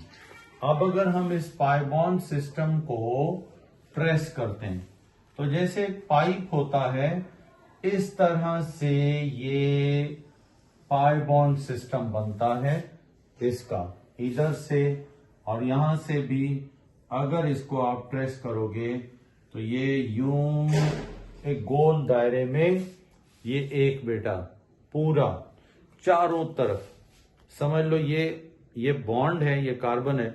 अब इसके चारों तरफ यूं इसके बेटा क्या होगा, पाई बॉन्ड का सिस्टम होगा। तो अब इस सिस्टम पे अटैक करने के लिए सिर्फ थोड़ी सी जगह इलेक्ट्रोफाइल को या किसी एटम को यहां से मिल सकती है, थोड़ी जगह मिलेगी कार्बन पे अटैक करने के लिए, क्योंकि चारों तरफ जैसे गोल पाइप होता है, ये पाई बॉन्ड सिस्टम कार्बन को कवर किए हुए होता है और इसी वजह से अल्काइंस पे अब किसी एटम का अटैक कार्बन के ऊपर बहुत मुश्किल हो जाता है। क्या हो जाता है, मुश्किल हो जाता है। तो इसलिए अब हमें क्या करना पड़ेगा, थोड़ी सी जगह हमें प्रोवाइड होगी इलेक्ट्रोफाइल को अटैक करने के लिए, तो हमें बहुत मुश्किल होगी इसके इलेक्ट्रोफिलिक एडिशन में या किसी एटम को ऐड करने में। क्यों, पाई इलेक्ट्रॉन क्लाउड बहुत बड़ा है, तो इसलिए अल्काइन क्या हो गए, लेस रिएक्टिव, बड़ा पाई बॉन्ड सिस्टम बन गया चारों तरफ कार्बन के गोलाई में और उसने बाकी एटमों को आने से रोकता है ये। तो इस वजह से हम इसको बोलते हैं पाई इलेक्ट्रॉन क्लाउड सिस्टम सैलेंड्रिकल, जैसे सिलेंडर होता है गोल, इस तरह से होता है और ये बड़ी रुकावट करता है। तो हम यहां लिखेंगे इसमें यानी इन अल्काइंस। अगर हम अल्काइंस की बात करें तो फिर इसमें there is a larger pi electron cloud. ठीक है, पाई इलेक्ट्रॉन क्लाउड है, ठीक है, ओवर क्या बेटा, 2 कार्बन्स, 2 कार्बन के एटमों पर। ठीक है, बड़ा पाई इलेक्ट्रॉन क्लाउड है, विच जो क्या करेगा, प्रोड्यूस पैदा करेगा, रेजिस्टेंस रुकावट पैदा करेगा, in attack of an electrophile, यानी एक इलेक्ट्रोफाइल के अटैक में ये क्या करेगा, रुकावट पैदा करेगा। और इसी वजह से फिर हम लिख सकते हैं कि 10, फिर इसलिए अल्काइंस जो हैं बड़े इलेक्ट्रॉन क्लाउड की वजह से, पाई बॉन्ड की वजह से, अल्काइंस आर लेस रिएक्टिव, बहुत कम रिएक्टिव होते हैं एज कंपेयर्ड टू, किसके मुकाबले में, अल्कीन्स के मुकाबले में ये बहुत कम रिएक्टिव होते हैं। बाई इलेक्ट्रॉन क्लाउड अटैक करने में रुकावट पैदा करता है। तो इसकी बेटा पिक ले लो, शाबाश। ओके, तो ये था इनकी रिएक्टिविटी का कंपैरिजन, यानी ये एक ज्यादा रिएक्टिव है और दूसरा कम रिएक्टिव है। तो वजह क्या थी या रीजन क्या था, यहां तक आ गए। अब आपको रिएक्टिविटी ऑर्डर समझ में आ जाएगा कि अल्काइंस जो हैं ये लेस रिएक्टिव क्यों है, किससे, अल्कीन से। और अल्कीन क्यों मोर रिएक्टिव है, जितना पाई इलेक्ट्रॉन क्लाउड बड़ा होगा, पाई बॉन्ड ज्यादा होंगे एक ही जगह, तो वो रुकावट पैदा करेंगे किसमें, अटैक ऑफ इलेक्ट्रोफाइल में। और इलेक्ट्रोफाइल का अटैक आसानी से नहीं होगा, तो अल्कीन इसलिए अल्काइन से ज्यादा रिएक्टिव होते हैं, बड़ा क्लाउड है। अब आते हैं रिएक्शंस, या फिर इसमें अब टर्म आप पढ़ोगे, बल्कि मैं पहले लिख दूं फिर हम इसको डिफाइन करते हैं कि अल्कीन्स जो हैं ये कौन से कंपाउंड हैं। ये सैचुरेटेड नहीं है, ये है अनसैचुरेटेड कंपाउंड।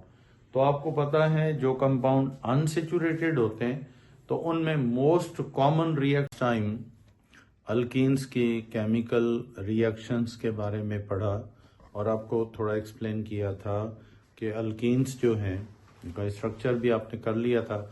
तो आपको ये बताया कि अल्कीन्स में बेटा कार्बन और कार्बन के दरमियान क्या होता है, कम से कम एक सिग्मा बॉन्ड और एक पाई बॉन्ड होता है। तो ये डबल बॉन्ड है और ये अल्कीन्स का क्या है बेटा, फंक्शनल ग्रुप है। तो हर रिएक्शन इसके डबल बॉन्ड पर ही होता है फंक्शनल ग्रुप में। और आपको बताया था कि ये जो एडिशन रिएक्शन है ये आमतौर पर पाई बॉन्ड पे होता है। और एडिशन रिएक्शन का कंसेप्ट भी आपको बताया था कि जहां एक पाई बॉन्ड ब्रेक हो जाए और दो सिग्मा बॉन्ड बन जाए तो उस रिएक्शन को क्या बोलते हो आप लोग, एडिशन रिएक्शंस बोलते हो। और ये एडिशन रिएक्शंस जो हैं ये ऑलमोस्ट कितने टाइप्स के हैं, कितने टाइप्स के होंगे, तो ये मैंने आपको लिखवाया था कि ये 3 टाइप के होते हैं। एक फ्री रेडिकल एडिशन होती है और दूसरी बेटा इलेक्ट्रोफिलिक एडिशन होती है और तीसरी न्यूक्लियोफिलिक एडिशन। तो अल्कीन्स में अमूमन कौन से रिएक्शन होते हैं पूरा क्लियर किया था आपको कि उसमें इलेक्ट्रोफिलिक एडिशन मोस्ट कॉमन है, कुछ चंद जो है वो फ्री रेडिकल एडिशन भी होते हैं। तो आज हम इनकी कुछ एग्जाम्पल से स्टार्ट करेंगे कि अल्कीन्स में कौन कौन से फ्री रेडिकल और कौन कौन से इलेक्ट्रोफिलिक एडिशन रिएक्शन पॉसिबल हैं और ये किस तरह होंगे। तो आज यहां से हम स्टार्ट करते हैं। आज हमारा टॉपिक यहीं से स्टार्ट होगा, यानी सम इम्पोर्टेंट इलेक्ट्रोफिलिक एंड और free radical addition reactions in alkenes, यानी अल्कीन्स में कौन कौन से फ्री रेडिकल एडिशंस पॉसिबल हैं, होते हैं, यहां से हम शुरुआत करते हैं। तो आपका ये टॉपिक यहीं से शुरू होता है। इसमें सबसे पहला रिएक्शन वो है हाइड्रोजीनेशन। हाइड्रोजीनेशन, अब ये हाइड्रोजीनेशन किसको बोलते हो बेटा? Addition, addition of hydrogen, addition of hydrogen molecule. एक हाइड्रोजन मॉलिक्यूल में हम हाइड्रोजन मॉलिक्यूल किसी कंपाउंड में ऐड करते हैं तो इस प्रोसेस को क्या बोलते हैं? हाइड्रोजीनेशन बोलते हैं। तो अल्कीन्स में हाइड्रोजन कहां पर ऐड होगा? जाहिर है आपको बताया हुआ है कि हाइड्रोजन, ये देखो अल्कीन्स में एक सिग्मा बॉन्ड है और दूसरा पाई बॉन्ड। अब इतना आपको पता है कि इसमें वीक बॉन्ड जो है वो कौन सा है? पाई बॉन्ड है। और इस पाई बॉन्ड पर हम क्या ऐड कर सकते हैं? एक हाइड्रोजन का मॉलिक्यूल, H2 का मॉलिक्यूल। और H2 मॉलिक्यूल जब हम ऐड करेंगे तो हम कैटलिस्ट, हमें लासमन उठाना पड़ेगा। और कौन सा कैटलिस्ट होता है? निकेल का होगा, या फिर अगर निकेल नहीं है तो फिर प्लैटिनम और प्लेजियम ये देना पड़ेगा। और यहां टेम्परेचर आपको 250 से 300 डिग्री सेंटीग्रेड तक हीट करना पड़ेगा। तो फिर ये हाइड्रोजन के साथ जो बॉन्ड है ये ब्रेक हो जाएगा, ये बॉन्ड ब्रेक होगा। और यहां पर इतने ही टेम्परेचर पर ये जो कार्बन और कार्बन के दरमियान पाई बॉन्ड है ये वीक है, ये टूटेगा, ये बॉन्ड ब्रेक हो जाएगा। अब देखते हैं बनता क्या है। देखें जब पाई बॉन्ड ब्रेक हो गया तो हर कार्बन को अपना अपना एक अनपेयर्ड क्या मिल गया? इलेक्ट्रॉन, पाई बॉन्ड के टूटने से। और यहाँ हाइड्रोजन के दरमियान जो सिंगल बॉन्ड था इसको होमोलाइटिक बॉन्ड फिशन से तोड़ा गया। होमोलाइटिक बॉन्ड फिशन का मतलब जब रिएक्शन स्टार्ट होता है तो पुराना बॉन्ड टूटता है। इस बॉन्ड टूटने के अमल को क्या बोलते हो? Bond fission. अब अगर ये बॉन्ड टूटता है और दो फ्री एटम आपको मिलते हैं जिसमें ना कोई केटाइन है और ना ही एनाइन है, तो इस अमल को क्या बोलते हैं? Homolytic bond fission. तो हमने यहां से एक हाइड्रोजन लिया, उसके पास एक अनपेयर्ड इलेक्ट्रॉन है और दूसरा हाइड्रोजन। अब देखो इस कार्बन का अनपेयर्ड पाई इलेक्ट्रॉन इस हाइड्रोजन के अनपेयर्ड पाई से पेयर हो गया, और दूसरे कार्बन का अनपेयर्ड पाई इलेक्ट्रॉन दूसरे कार्बन के हाइड्रोजन के अनपेयर्ड पाई इलेक्ट्रॉन से क्या हो गया? पेयर। तो इसका मतलब है कि इसमें कितने सिग्मा बॉन्ड बन गए? 2 सिग्मा बॉन्ड बन गए। और हमें प्रोडक्ट कौन सी मिल गई बेटा? That is ethane. कौन सी प्रोडक्ट मिली है? इथेन। तो इथेन क्या है? एक अल्केन है। तो इसका मतलब है हम अल्कीन में क्या करेंगे? उसका पाई बॉन्ड जब ब्रेक होगा तो एक पाई बॉन्ड टूटेगा और उसमें 2 सिग्मा बॉन्ड बनेंगे और फिर वो अल्कीन किस में चेंज हो जाएगा? अल्केन में। और इस रिएक्शन को क्या बोलते हो? हाइड्रोजिनेशन, या इसको सिंपल वर्ड्स में एडिशन ऑफ क्या बेटा? हाइड्रोजन, ये बोलते हैं। ठीक, तो नोट करो, शाबाश। ओके, बस अब इसमें थोड़ा सा थ्योरी ऐड करना पड़ेगी। थ्योरी लाजमी है कि इसमें ऐड करो, इसके बगैर आप आगे नहीं जा पाओगे, क्योंकि कभी कभी बंदे पॉइंट भूल जाते हैं। तो यहाँ पे पॉइंट आपके पास लिखे हुए होने चाहिए, यानी ऑन एडिशन ऑफ हाइड्रोजन। जब हम क्या ऐड करते हैं? हाइड्रोजन ऐड करते हैं टू अल्कीन। किस में ऐड करते हैं? अल्कीन में। तो फिर फुल स्टॉप, एन अल्केन। हमें फिर नेक्स्ट प्रोडक्ट किसकी मिलती है बेटा, एन अल्केन इज फॉर्म्ड। फिर क्या बन जाता है, अल्केन बन जाता है। इथीन में ऐड करोगे इथेन, प्रोपीन में ऐड करोगे प्रोपेन, ब्यूटीन में ऐड करोगे ब्यूटेन। तो जैसे जैसे मॉलिक्यूलर मास बढ़ता जाएगा टेम्परेचर ज्यादा देना पड़ेगा। बाकी कैटलिस्ट वही सेम, निकेल, पीटी या फिर पीडी यूज किया जाता है। अब दूसरा बेटा रिएक्शन है नंबर 2 बेटा, दैट इज कॉल्ड हैलोजिनेशन। कौन सा रिएक्शन है, हैलोजिनेशन। हैलोजिनेशन हम किससे बोलते हैं बेटा, एडिशन ऑफ क्या, हैलोजेंस। हैलोजन को ऐड करना।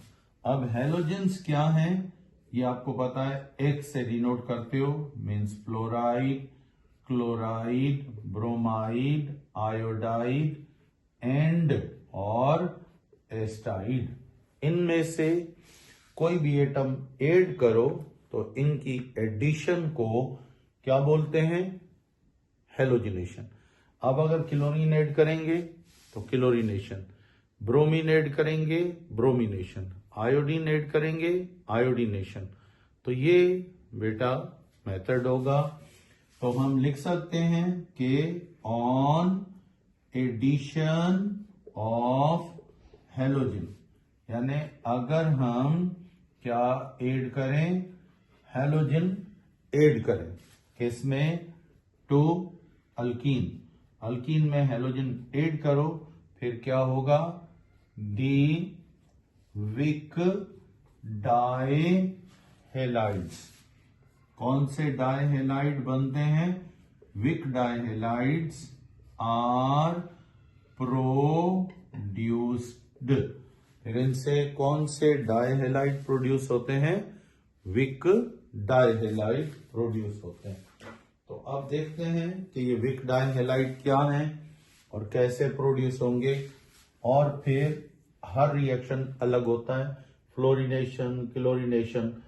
तो आपको पता है हेलोजन जो है ना, ये एटॉमिक फॉर्म में तो होते नहीं है, ये होते मॉलिक्यूलर फॉर्म में। तो हमने पूरा एक मॉलिक्यूल ऐड करना है। तो देखते हैं विक डाइहेलाइड क्यों बोल रहा है, इसको देखते हैं। पिक ले लिया आपने, ओके बेटा। तो अब हम बेटा इसको हेलोजिनेशन के अमल को हम क्या बोलते हैं बेटा, इसको क्लोरिनेशन, ब्रोमिनेशन, आयोडीनेशन कह सकते हैं। अब जैसे आपने यहां पर क्या लिया, alkene, ethene, propene, butene, pentene, कोई भी ले लो। ये पाई बॉन्ड है इसमें और ये सिग्मा बॉन्ड।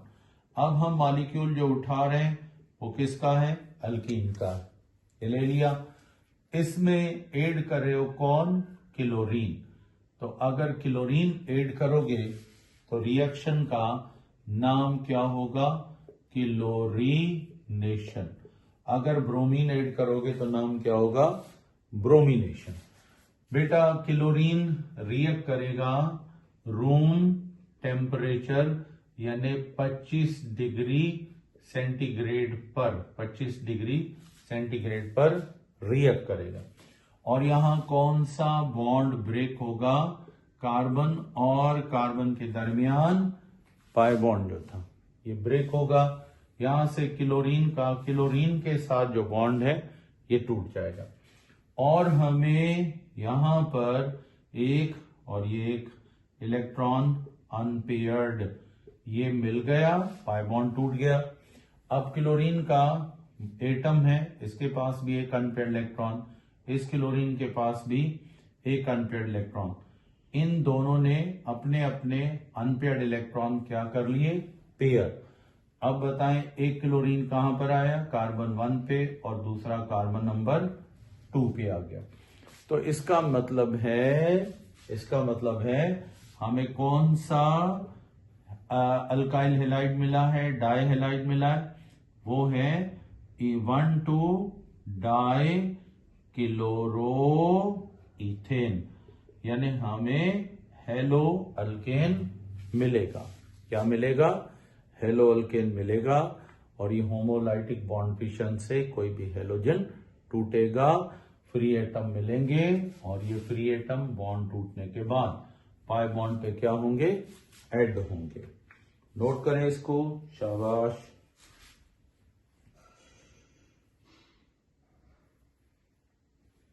ओके बेटा, अब छोटी सी बात हो जाए विक डाइहेलाइड की और जिम डाइहेलाइड। बेटा विक एंड और दूसरा कौन है, जिम, क्या डाइहेलाइड, डाइहेलाइड्स। तो विक डाइहेलाइड किसको बोलते हो, ऐसा दो हेलोजन वाला अल्केन जिसमें हेलोजन के दोनों एटम अलग अलग कार्बन पर हों, यानी एक अगर 1 पर है तो दूसरा 2 पर हो, तो इसको बोलते हैं, ऐसे डाइहेलाइड को बोलते हैं जिमिनल डाइहेलाइड। तो शॉर्ट में फिर इसको आप क्या लिखते हो, जिम डाइहेलाइड, जिम डाइहेलाइड भी बोलते हो। और उसके बाद बेटा ये डाइहेलाइड है, ये एक क्लोरीन, ठीक है, और ये दूसरा क्लोरीन। अब देख लो दोनों हेलाइड यानी डाइहेलाइड कौन से कार्बन पर हैं, किसी एक कार्बन पर, किसी एक कार्बन पर। तो इसका नाम है 1,1 डाई क्लोरो इथेन। अब दोनों एक ही जगह पर हैं, जबकि यहां पर क्या था, 1,2 डाई क्लोरो इथेन। तो आप खुद बताएं कि ये दोनों 1 पर आ गए, 1,1 डाइक्लोरोइथेन।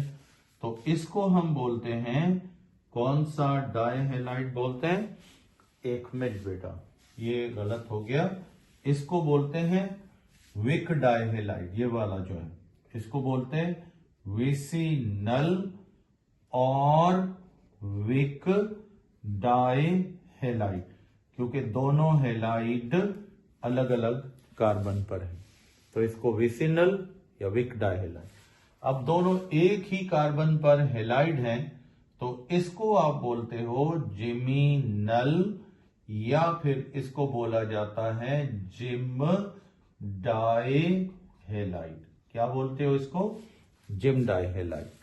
तो इसका मतलब है डाइहेलाइड जो है वो दो तरह के हैं, एक जिसमें दोनों हेलोजन अलग अलग कार्बन पर हैं तो हम बोलेंगे विसिनल या विक डाइहेलाइड, और दोनों हेलाइड एक ही कार्बन पर हैं, 1 पर या 2 पर, तो इसको क्या बोलते हैं, जिम डाइहेलाइड। तो हमें अल्कीन्स में जब हम हेलोजिनेशन करेंगे तो हमें कौन से डाइहेलाइड मिलेंगे, विक डाइहेलाइड। ये जिमिनल डाइहेलाइड इसलिए नहीं बनेंगे कि यहां जब पाई बॉन्ड टूटेगा तो दोनों कार्बन के पास अलग अलग अनपेयर्ड इलेक्ट्रॉन होगा, एक फर्स्ट पे होगा दूसरा सेकंड पे, तो फर्स्ट के साथ फर्स्ट क्लोरीन मिलेगा, सेकंड के साथ सेकंड क्लोरीन। तो इसलिए ये विक डाइहेलाइड तो बना सकता है, बाकी दोनों अनपेयर्ड इलेक्ट्रॉन पाई बॉन्ड वाले एक कार्बन पे कभी भी नहीं आ सकते, क्योंकि पाई बॉन्ड 2 कार्बन के बीच में बनता है। ये है बेटा विक डाइहेलाइड और जिम डाइहेलाइड का डिफरेंस। नोट कर लिया इसको, ओके बेटा।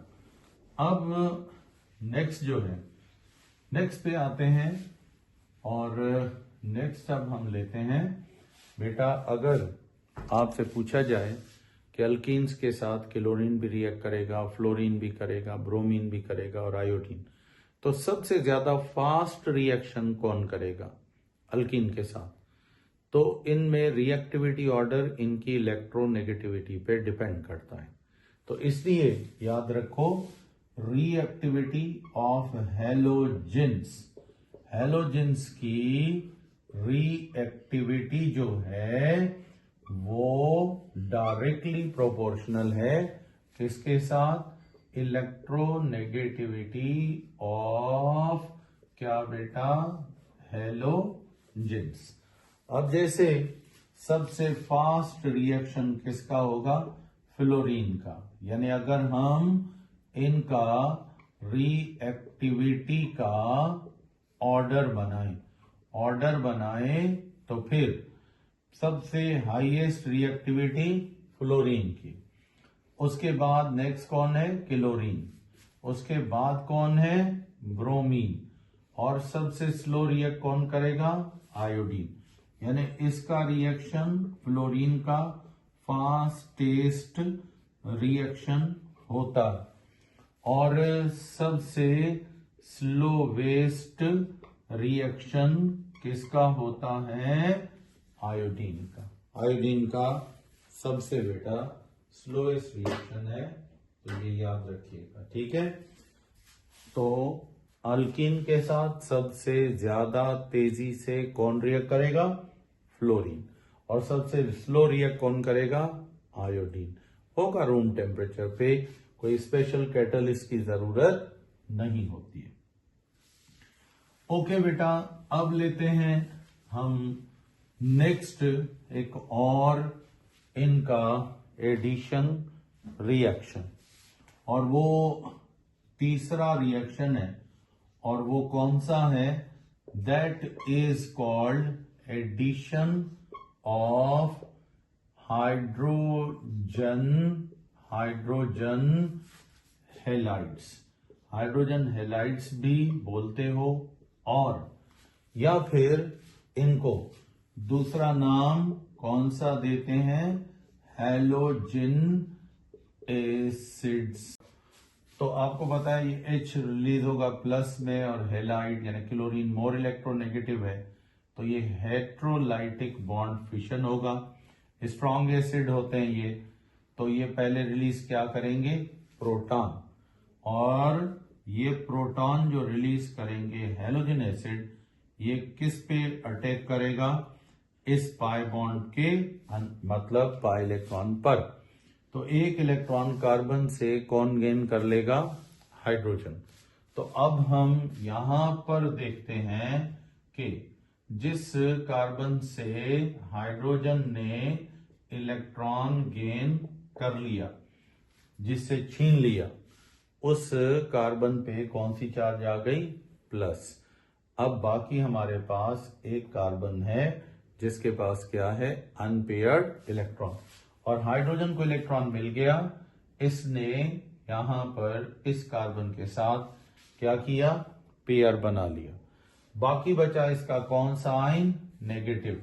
अब ये नेगेटिव आयन जो है, इसके पास एक्स्ट्रा इलेक्ट्रॉन है, कार्बन को इलेक्ट्रॉन चाहिए, तो क्लोराइड अपना एक्स्ट्रा इलेक्ट्रॉन कार्बन को डोनेट करता है, और यहां पर हमें कौन सी प्रोडक्ट मिलती है, इथाइल क्लोराइड। कौन सी प्रोडक्ट देता है ये, इथाइल क्लोराइड ये देता है।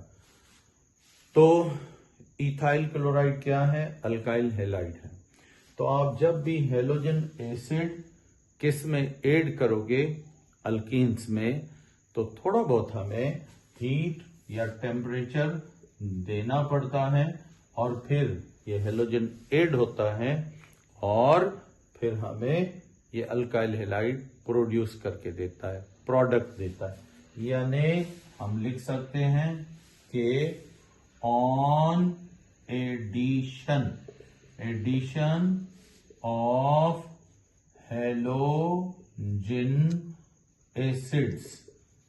एसिड्स ऐड होने पर एन अल्कीन, एक अल्कीन जो है वो क्या करेगा, एन अल्कीन प्रोड्यूस करता है, क्या बेटा प्रोड्यूस करता है, एन अल्काइल हैलाइड। क्या प्रोड्यूस करेगा, अल्काइल हैलाइड प्रोड्यूस करता है। तो ये बेटा इसका रिएक्शन, इसको बोलते हैं हाइड्रोजन हैलाइड या फिर हैलोजन एसिड। अच्छा, इस रिएक्शन को बुक्स में लिखा होता है हाइड्रो हेलोजिनेशन, ये भी कहते हैं हाइड्रो हेलोजिनेशन, यानी हाइड्रोजन और हेलोजन का ऐड होने का अमल। ठीक है बेटा, नोट करें इसको, शाबाश। ओके, अब रिएक्टिविटी की बात हो जाए, क्या सारे हेलोजन एसिड बराबर यानी इक्वल रिएक्टिविटी रखते हैं? तो ऐसा नहीं है। रिएक्टिविटी के लिहाज से जितना स्ट्रॉन्ग एसिड होगा उतना हेलोजन एसिड्स की रिएक्टिविटी ज्यादा होगी। तो इनमें सबसे ज्यादा स्ट्रॉन्ग कौन सा एसिड है? Hydrogen iodide, most strong hydroiodic acid. इससे थोड़ा कम स्ट्रॉन्ग एसिड है HBr, इससे भी कम स्ट्रॉन्ग है HCl, इनसे भी कम रिएक्टिव है कौन बेटा? HF। तो ये सबसे क्या है? ये मतलब हाईली मोस्ट, ये क्या है बेटा? ये रिएक्टिव है, मोस्ट रिएक्टिव है ये। और ये सबसे लीस्ट क्या है? रिएक्टिव है। क्यों? क्योंकि ये स्ट्रॉन्ग एसिड है, इसमें से प्रोटॉन आसानी से रिलीज होगा। बड़ा आइटम है ना ये। देखो, अगर हम इस हाइड्रोजन आयोडाइड को उठाते हैं इसको, तो ये देखें, ये आयोडीन का आयोडाइड का एटम है और इसके साथ क्या अटैच है? हाइड्रोजन। अब ये देखें, ये शेयर्ड पेयर न्यूक्लियस से कितना दूर है। ये हाइड्रोजन है और ये आयोडीन। तो इसमें से इस हाइड्रोजन को हटाना आसान है क्योंकि अट्रैक्शन क्या है? वीक है, थोड़ी है, और दूर है पेयर, आसानी से अलग हो जाएगा। लेकिन इसका ये तो HI हो गया, ठीक। अब इसका HF का देखते हैं। HF का अगर देखो तो फिर आपको पता चलेगा कि इनका शेयर्ड पेयर फ्लोरीन का और हाइड्रोजन का एक दूसरे के बहुत करीब है। तो इस वजह से ये बहुत स्ट्रॉन्ग बॉन्ड बनाता है।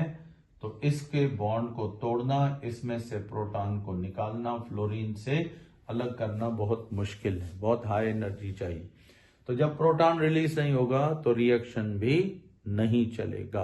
तो इसलिए याद रखो, HF का मॉलिक्यूल जो है ये सबसे वीक एसिड है, प्रोटॉन आसानी से रिलीज नहीं करेगा।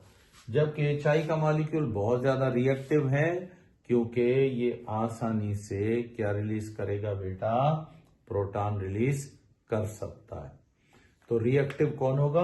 हाइड्रोजन आयोडाइड, प्रोटॉन आसानी से दे रहा है। लीस्ट रिएक्टिव होगा HF, प्रोटॉन आसानी से नहीं देगा। नोट करें इसको, शाबाश।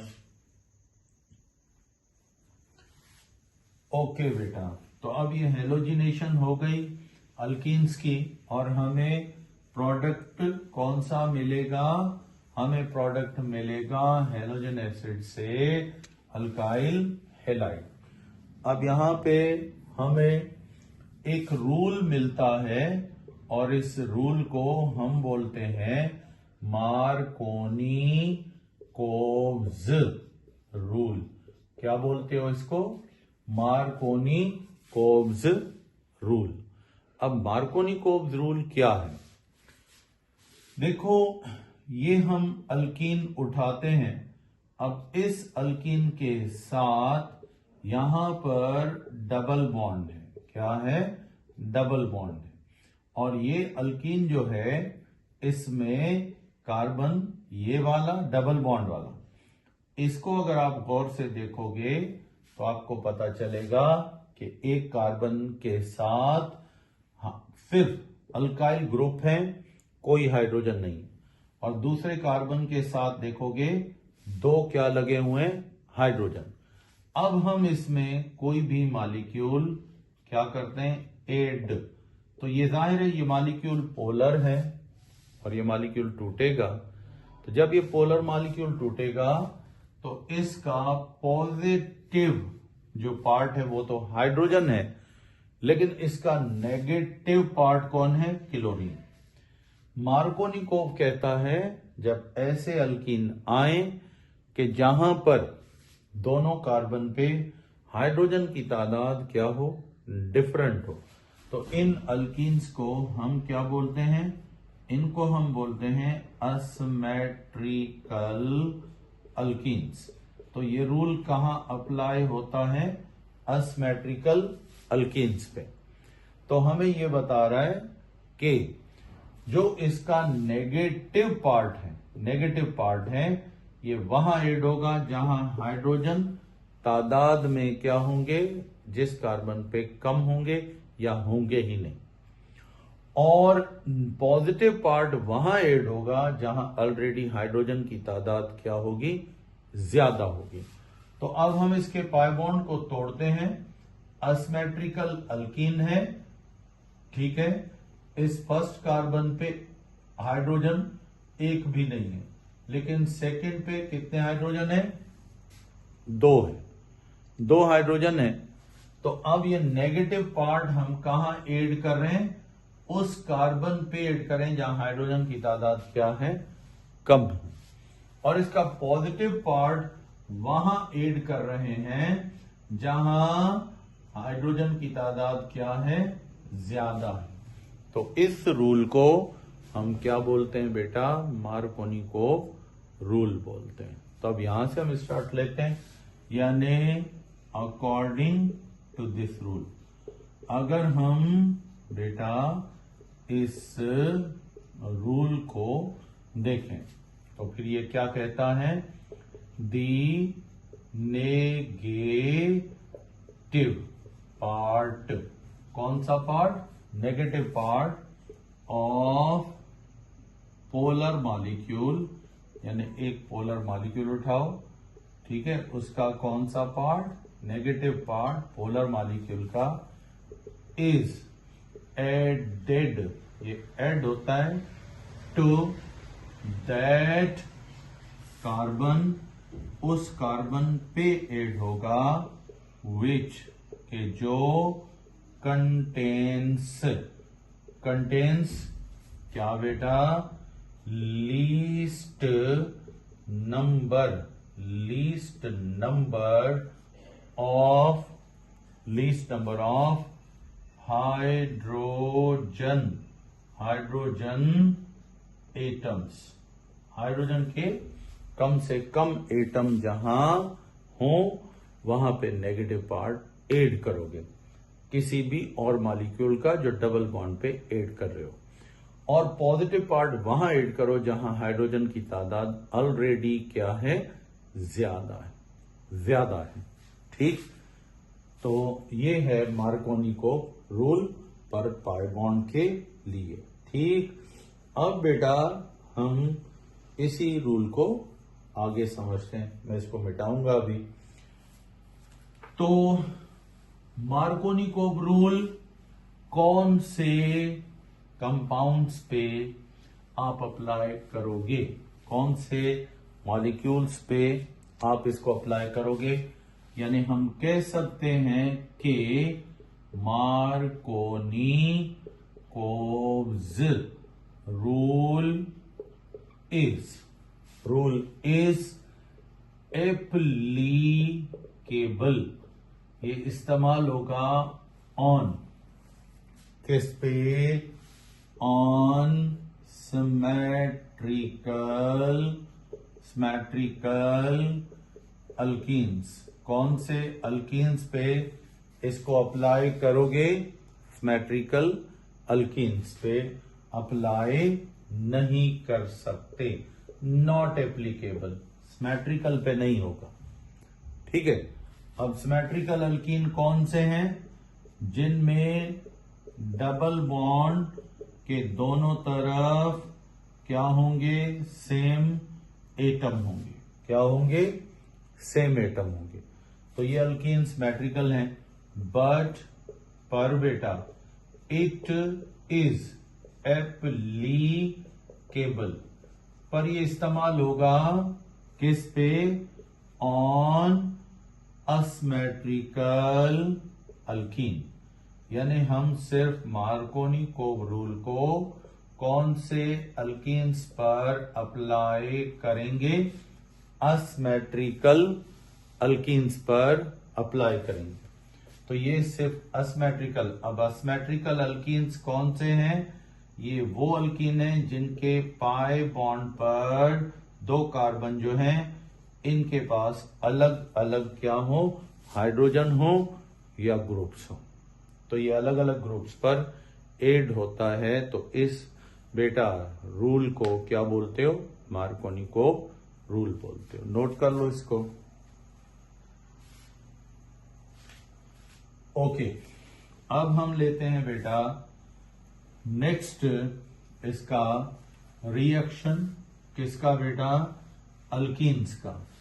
तो अल्कीन्स जो हैं ये इनमें हम बेटा नंबर 4th रिएक्शन लेंगे और इस रिएक्शन को आप क्या बोलते हो बेटा?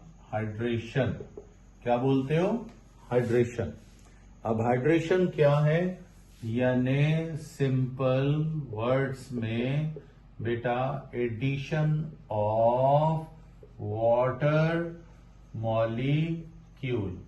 किसी भी चीज में वाटर मॉलिक्यूल ऐड करो, वाटर रिएक्ट करे तो उस रिएक्शन को क्या बोलेंगे? क्या बेटा? Hydration.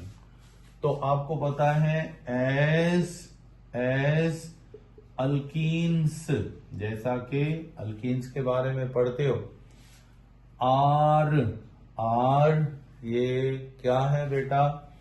Are non polar molecules.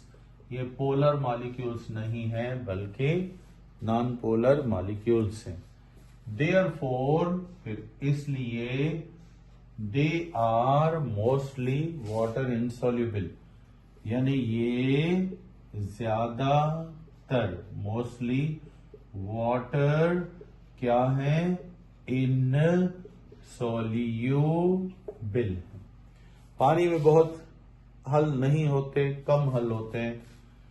But few of their lower members, पर इनके कुछ जो हैं छोटे वाले molecule, lower, few of their lower members, जो इनके छोटे मेंबर्स हैं, कैन बी डिसॉल्व्ड, इनको हल किया जाता है इनटू किसमें? वाटर। पानी में हल हो सकते हैं।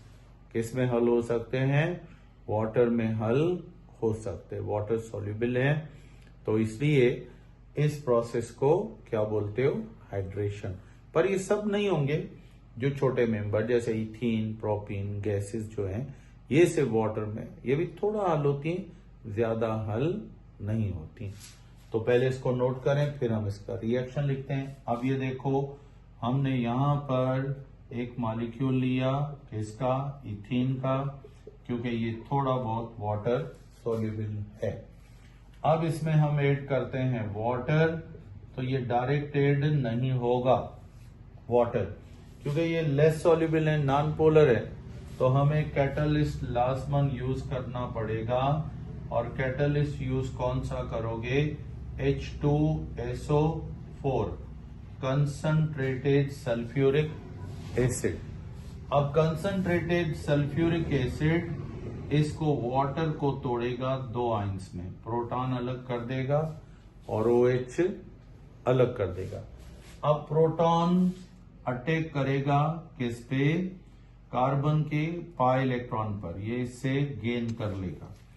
बेटा जिससे ये इलेक्ट्रॉन गेन कर लेगा उस कार्बन पे कौन सी चार्ज आएगी? पॉजिटिव।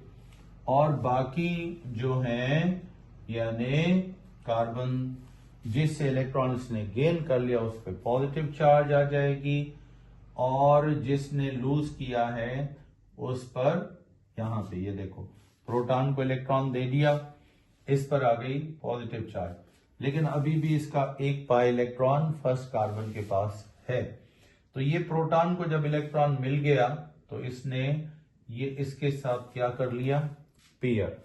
तो देखें यहां प्रोटॉन अपना एक इलेक्ट्रॉन लेकर कार्बन के दूसरे पाई इलेक्ट्रॉन के साथ पेयर बना लेता है।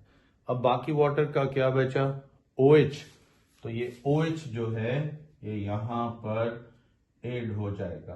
अब हमें क्या मिल जाएगा, इथेनॉल। अब ये रिवर्सिबल रिएक्शन है, ये फिर वापस होगा। क्यों, इथेनॉल में अगर सल्फ्यूरिक एसिड पड़ा है फिर ये डिहाइड्रेशन होगी। अगर वाटर ऐड होता है, अल्कोहल बनता है, तो इसको बोलोगे हाइड्रेशन। और अगर यहां से फिर OH और प्रोटॉन रिमूव होते हैं तो फिर अल्कीन और वाटर बनेगा। तो इस प्रोसेस को क्या बोलोगे, डिहाइड्रेशन। ठीक है, तो बेटा आज यहां तक हम लेते हैं, आपका सेशन अभी ऑफ हो जाएगा। और दूसरा मैं अभी एक ग्रुप भी आपका फिर फर्स्ट तक बेटा ये फीस वगैरह का आप लोग कर लो, तो ग्रुप फिर आपका मैं चेंज कर दूंगा, फिर उन्हीं स्टूडेंट्स को ऐड करेंगे जिन्होंने बेटा फीस पे की होगी। तो इंशाल्लाह बेटा कोशिश करें कि आप फर्स्ट तक ये पे कर दें, तो फिर मैं आपके ग्रुप में आपको ऐड कर सकूं और आपको फिर नोट्स और टेस्ट भी आपको बता देंगे। ठीक है बेटा, तो कल तक हमें इजाजत, अल्लाह हाफिज बेटा।